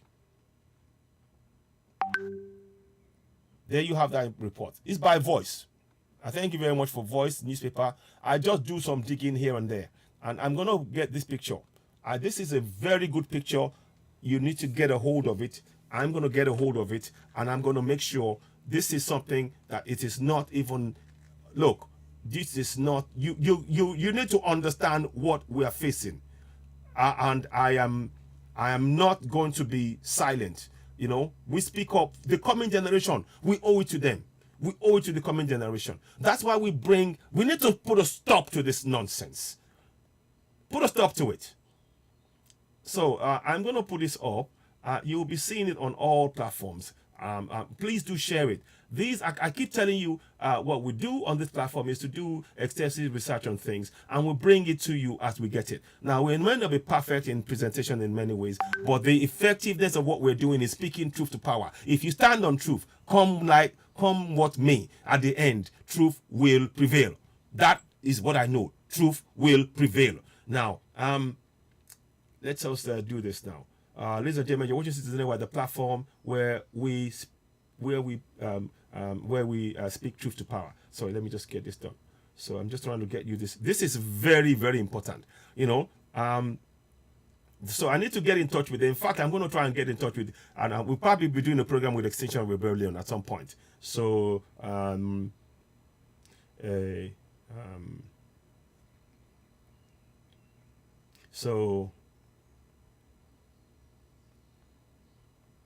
So rebellion outside with Mayfair.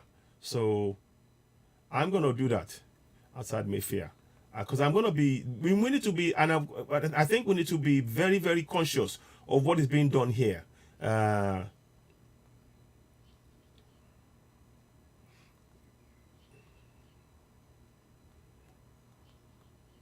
So 1 minute, please. I'm just going to.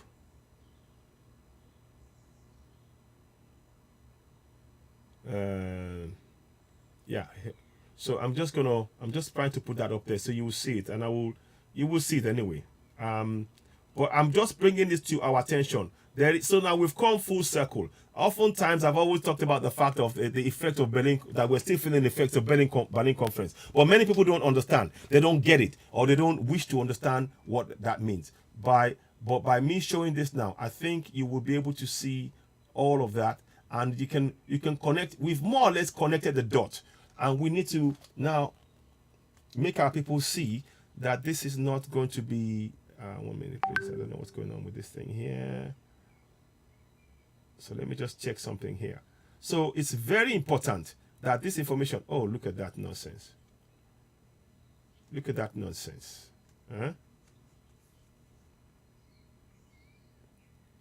So I mean, I think I've shared that before actually.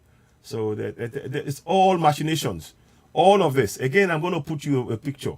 There's a picture of, you know, I'm going to do something to make you understand that all of this stuff, we are still under colonial rule. Make no mistake about it. We are under colonial rule. And it's important as a stand that we understand that that is what is going on. And we have to collectively dismantle that in contractual Nigeria.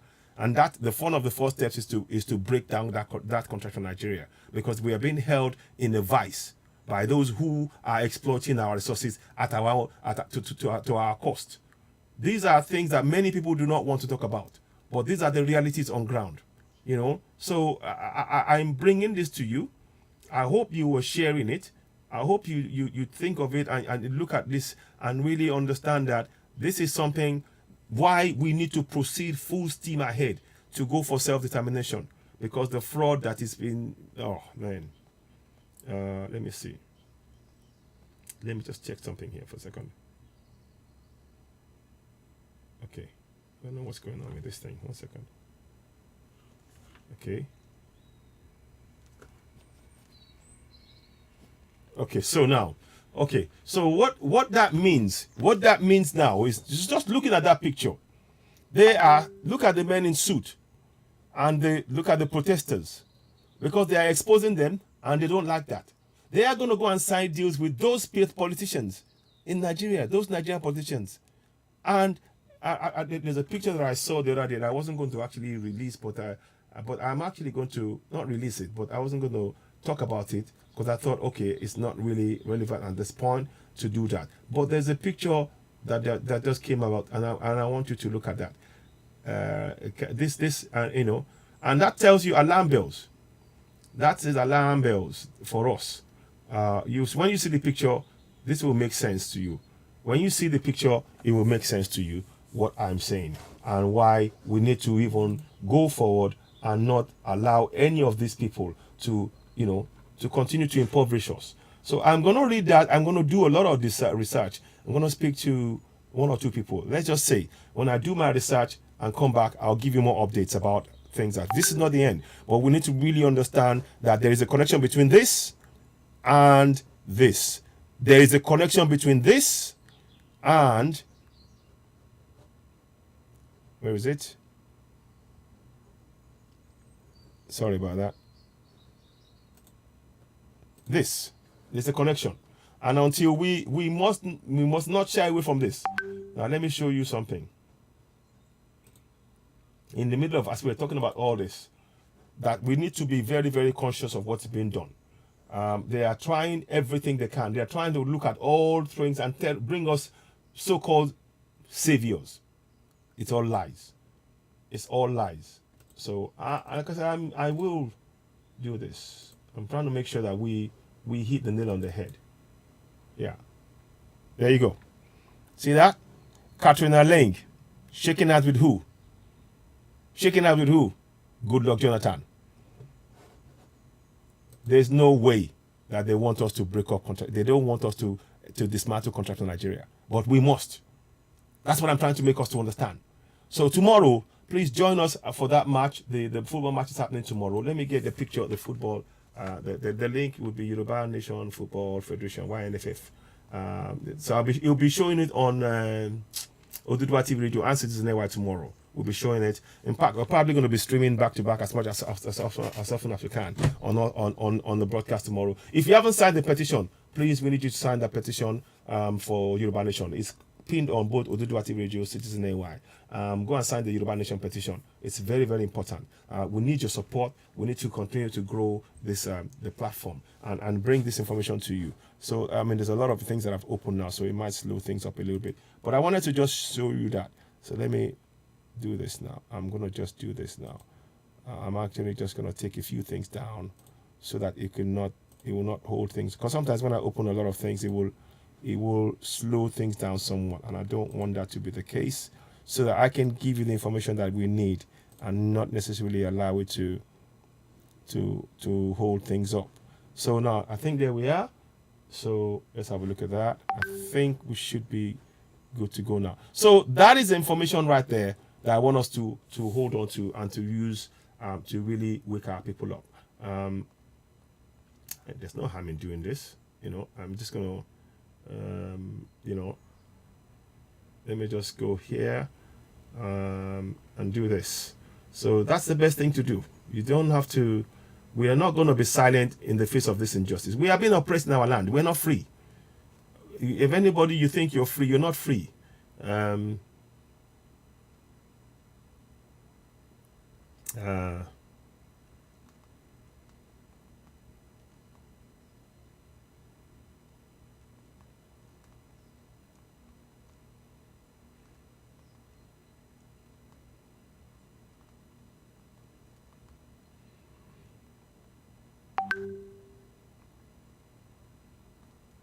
So let me I'm trying to put this up so that people understand what is being done. You will see it come up in a minute.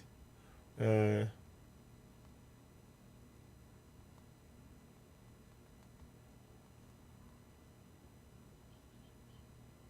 minute.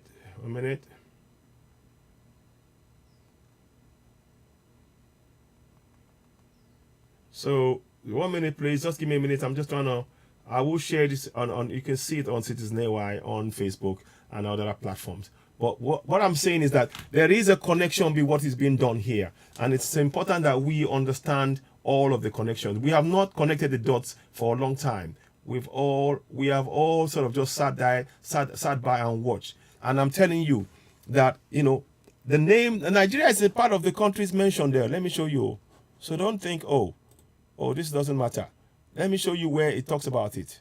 It says here, Nigeria is mentioned there. We are under debt distress. Yeah? Let me try and get you that one. Yeah, you ate Peter George. Fantastic. Yes, I'm wearing it now. I'm gonna wear it tomorrow. So join us on Oduduwati Radio Citizen AY. I'll be there. We'll be streaming it on simultaneously on both platforms. So join us. We need you to really help us with that program. Let's see. 1 second. I don't want to go and get this done. I'm just trying to get. I know I read something to you, but I want to. Yes, here we go. I want you to just feast your eyes on, put your eyes on this one. Here. African countries like Nigeria, Benin, and Gambia are just some of the few that are expected to be driven into debt if a new oil deal is struck. If a new oil deal is struck. So they want to strike a new oil deal at our expense. Now you see why they want to keep Nigeria one. See that? I want you to just see that. I'm just putting it out there so you can see.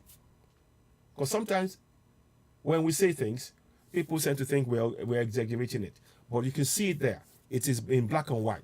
And I want us to really make sure that this is information that we share.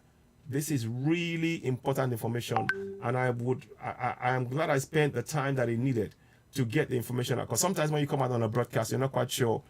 Sometimes it would be, you need to just give the normal message. But other times there are things that would come up that suddenly will say, right, okay, you know what, this is, this is of immense importance, and it's worth spending a bit of time to look at it and break it down. So let me just do this. Okay. So let's do this now. I needed to just get this right. So please, as you're watching, if you're watching Citizen AY and you haven't subscribed, please go ahead and subscribe to Citizen AY on YouTube. We really need your support. And please help us, go ahead and help us grow the platform. It is very, very important that we have that platform growing, and your support in that is very, very much needed. So please, of course, don't forget to go ahead, subscribe to us, hit the like button, so support Oduduwa TV Radio as well. So on those of you watching Oduduwa TV Radio, go ahead and subscribe. And also we have a new membership scheme on both Oduduwa TV Radio and Citizen AY. Both different platforms. Oduduwa TV Radio is focused on Oduduwa in terms of Yoruba and everything about in Yoruba. But the Citizen AY encompasses both Yorubas, Igbos, and Middle Belt, and everybody else. That way we can have a lot more engaging discussion. Particularly the issue of the Constitution is something we need to work on. So we have both membership on Citizen AY. Join us there. You can join us right now as you're watching. Don't forget, if you're watching Citizen AY on YouTube, go ahead and subscribe to Citizen AY on YouTube now. Go ahead, do so now. Oh, okay, it's not quite responding. I'm not sure what's happening there, but anyway, so there we go. So go ahead. So we'd like you to continue to subscribe to us. I think we've given you quite a lot of information that we can take action on, and there's a lot of information yet that will come. But like I said, above all, one of the things that I want us to know is this: this is a fraud. What is being used to rule over us now is a promulgation decree. Anybody coming to you to show you this document as being a document that is being used is simply lying to you. Not that one. Not that one. Not that one. This one. Where is it again? There. Let me just show you briefly to see, so you understand. This document is a fraud. So let me just go here. Okay, so I'm just putting it up there, and I want us to, when you get this broadcast, share. We'll come back later on. Hopefully I will come back later and we'll talk some more. When you see this, I want you to have in your mind already that there was no proposed now before I go ahead, you see what is happening now with the colonials. Now I'm going to actually do this. Let me do this. In fact, I'm going to show you the same thing. The same thing is what you see now. Let's go here. Hopefully I'll be able to get it right. 1 second, please. Because it's important to put the picture in the mind of the people so that we understand what is being done. And this is a fraud all day. It's a fraud. it remains a fraud, and we must not allow them to continue with this fraud. We are being defrauded by crooks, So I'm going to do this because I want to have that so that you will see this in yourself and recognize that what is being done is fraudulent, and it's the same system over and over in using different formats to confuse us. It's the same thing. They are sitting in a room. Firstly, it was in Berlin. That one was the first one was in Berlin conference. Now they're in Mayfair in London, trying to hoodwink you to sign a deal that's going to be to the detriment of your people. And they say, don't worry, we'll take care of you. You'll be fine. Yeah. Yada nonsense. Let me see. No. Of course, we got this one here. So let me put that one on the side. Sorry. 1 second. So you're gonna see this one here. I'm trying to make sure I can put it somewhere that it doesn't get in the way. Yeah, good. So we keep her here. Then the other one I want to show you before I go.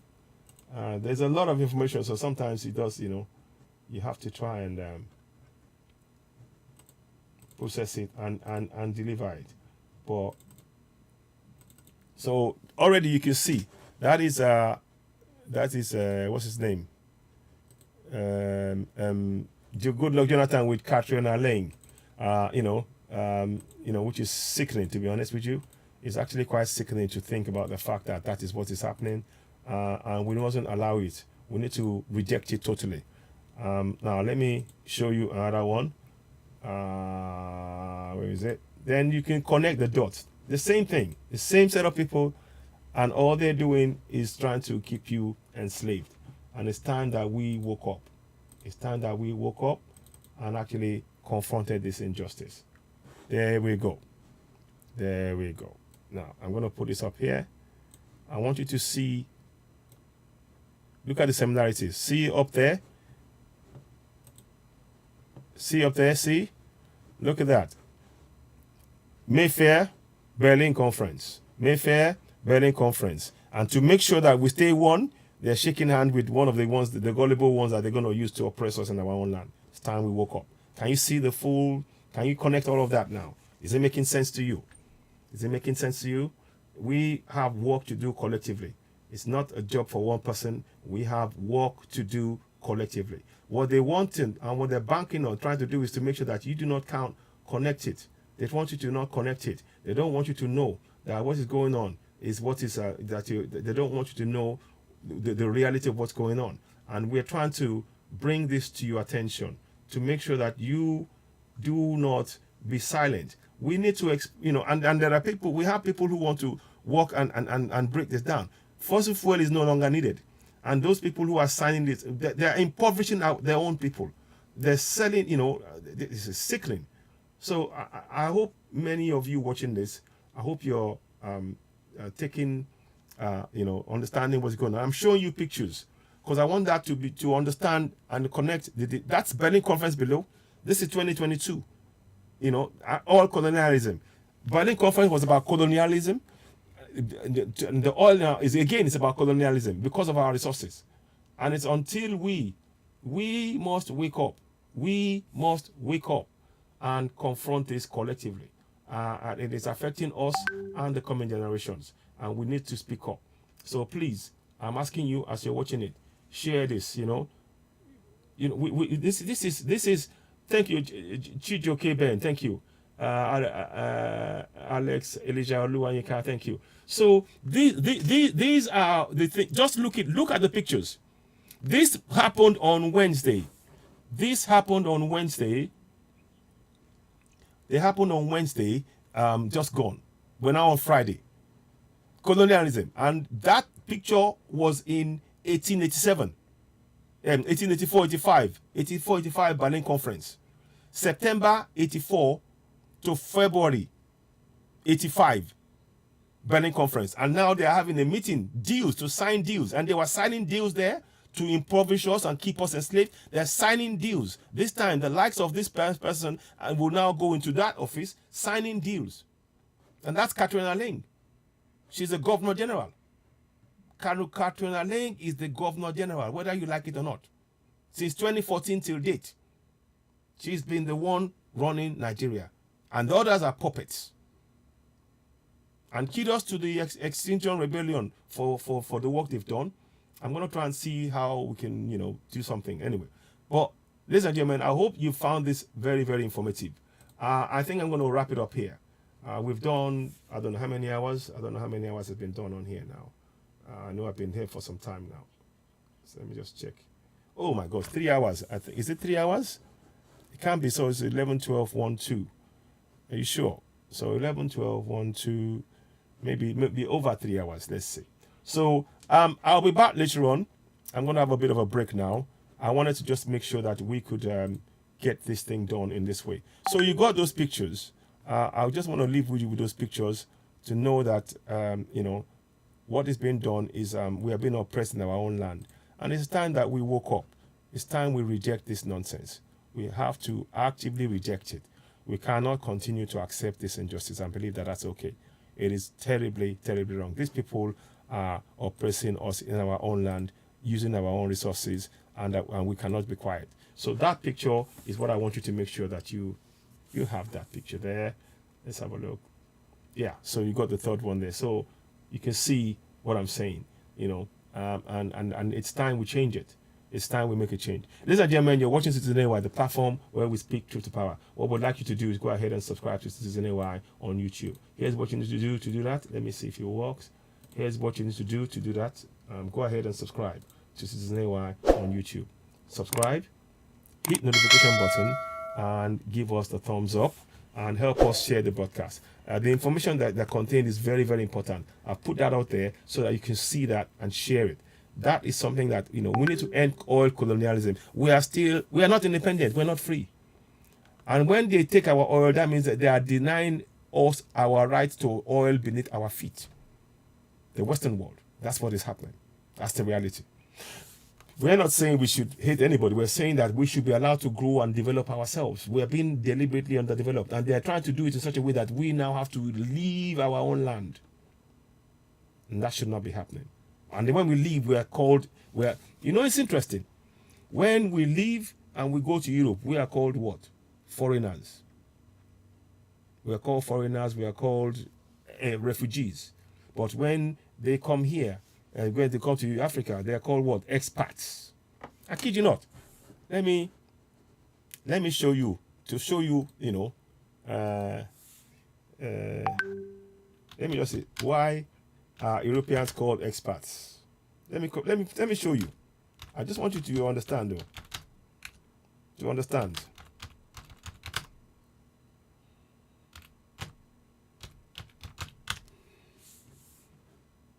Yeah. You see that now? The word expatriate comes from Latin terms ex, out of, and patria, native land, fatherland. Yeah. So listen to this. So now with that context, Africans are immigrants, Arabs are immigrants, Asians are immigrants. However, Europeans are expats because they can't be at the same level as. I just want you to understand the thinking. So there you go.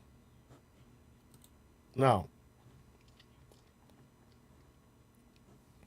so anybody going outside to work in the country is an expat, but no, the word exclusively applies to white people.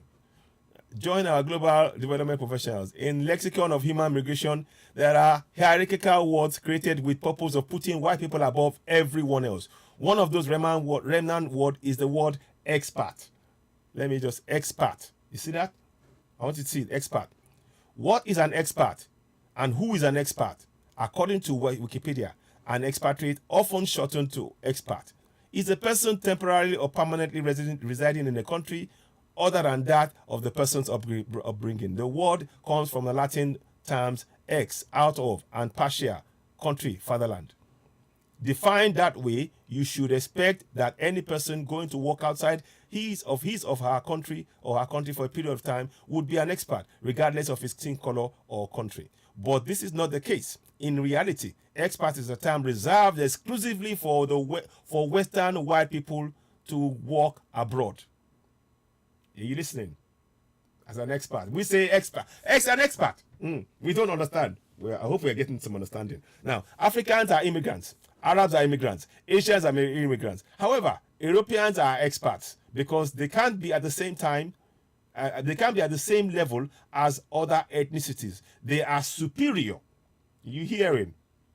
They are, listen to this word, so let me read all of that to you again. So you understand the context of how this word is being used. Africans are immigrants, Arabs are immigrants, Asians are immigrants. However, Europeans are experts because they can't be at the same level as other ethnicities. They are superior. Immigrants is a term set aside for inferior races. Are you listening? Are you listening? Are you listening? Don't take my word for it. The Wall Street Journal, the leading financial information magazine in the world, has a blog dedicated to the life of experts. And recently they featured a story. Who is an expert anyway? Here are the main conclusions. Some arrivals are described as experts, as others as immigrants, and some simply as immigrants.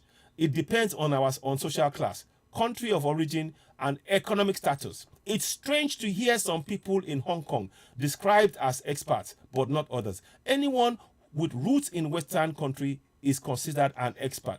Filipino domestic helpers are just guests, even if they've been here for decades. Mandarin-speaking mainland Chinese are rarely regarded as experts. It's a double standard woven into official policy. You see, these are the things that we are trying to expose. Now, in reality, the reality is the same in Africa and Europe. Top African professionals going to work in Europe are not considered experts. They are immigrants, period. I work for multinational organizations, both in private and public sectors, and being black or colored doesn't gain me the term expert. I am highly qualified immigrant, as they call me, to be politically correct, says an African migrant worker. Now, most white people deny that they enjoy the privileges of a racist system. And why not? But our responsibility is to point out and deny them these privileges directly related to an outdated supremacist ideology. If you see those experts in Africa, call them immigrants like everyone else. If that hurts their white superiority, they can jump in the air and stay there. The political deconstruction of this outdated worldview must continue. So this is, this is another thing. That's what I like with what I do my research, because I'm trying to make sure you understand the reason why we need to dismantle all of this. This is an image that they've created, that the colonials are, they have the right to take your resources.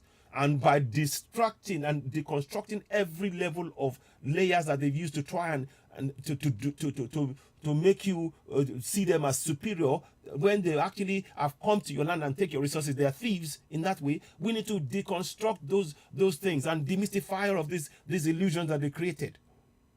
It's all about our resources in our land, and we need to stand up for our people. The coming generation cannot go through what we have gone through, and we need to work together. So ladies and gentlemen, listen, I'm going to stop here. It's been quite a long one. I wasn't planning to do this. This is all about ensuring that Africa really gets back to true greatness. If we do not confront those things, thank you very much, Chijoke Ben. So all of us now, there's a lot of work for us to do. Tomorrow, looking forward to the match. We'll be sharing the broadcast live. Join us on Oduduwa TV Radio. Join us on Citizen AY. Please do subscribe to Citizen AY on YouTube. Help us grow the platform. We truly appreciate your support. So now, I think I am going to really call it a day now, because it's been some time that I've been doing this now, and I don't want to, I need to just sort of have a bit of a break. In fact, I need to go. I've got to go and go to the gym and do some swim. I've done 52. I've done over 110 laps now, 110 laps in the pool. But I want to thank you all so much for joining me. Yes, please sign the Yoruba petition. The petition is, thank you very much, Peter George. Yeah, it's pinned on both platforms, on Citizen AY and on Oduduwa TV Radio. Please go ahead and sign that petition. Please don't forget to subscribe to Citizen AY on YouTube, the platform where we speak truth to power. Go ahead and sign that petition. We truly appreciate you. Let me just do something quickly without doing. So I want you to just do something quickly for us.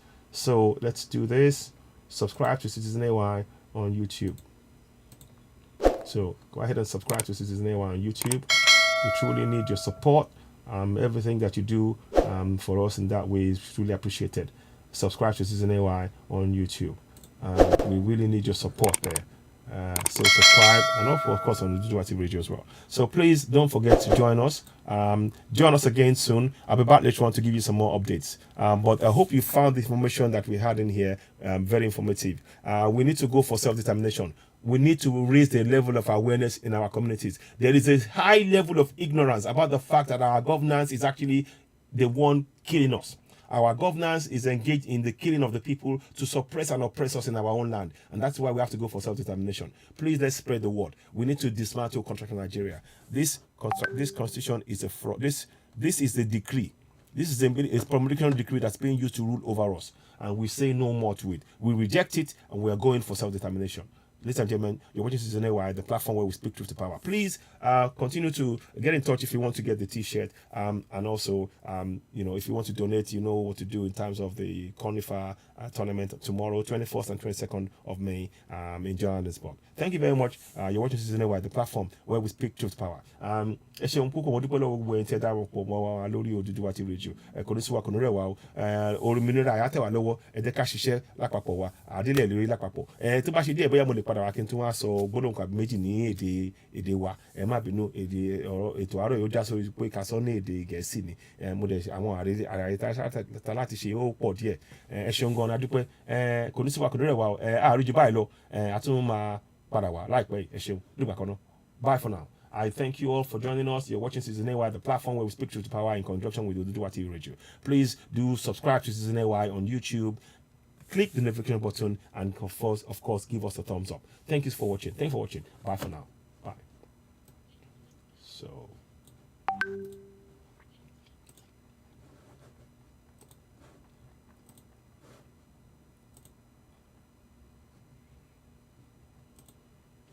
So bye for now. Thank you very much for on Facebook. Please do subscribe to Citizen AY on YouTube. Thank you. Goodbye for now. And of course, ẹ ṣeun mo dúpẹ́ lọ́wọ́ yín gbogbo ẹni tẹ́ wà lórí Oduduwati Radio. Ẹ ṣeun darapọ̀ mọ́ later. Tó bá tún ṣe díẹ̀ ẹ jẹ́ bá surprise for Citizen AY lórí YouTube náà. Ẹ ṣeun bá wa tẹ́ ẹ lè di member náà. Ẹ ṣeun ó dìgbà kan náà. Ó dàbọ̀. Bye for now.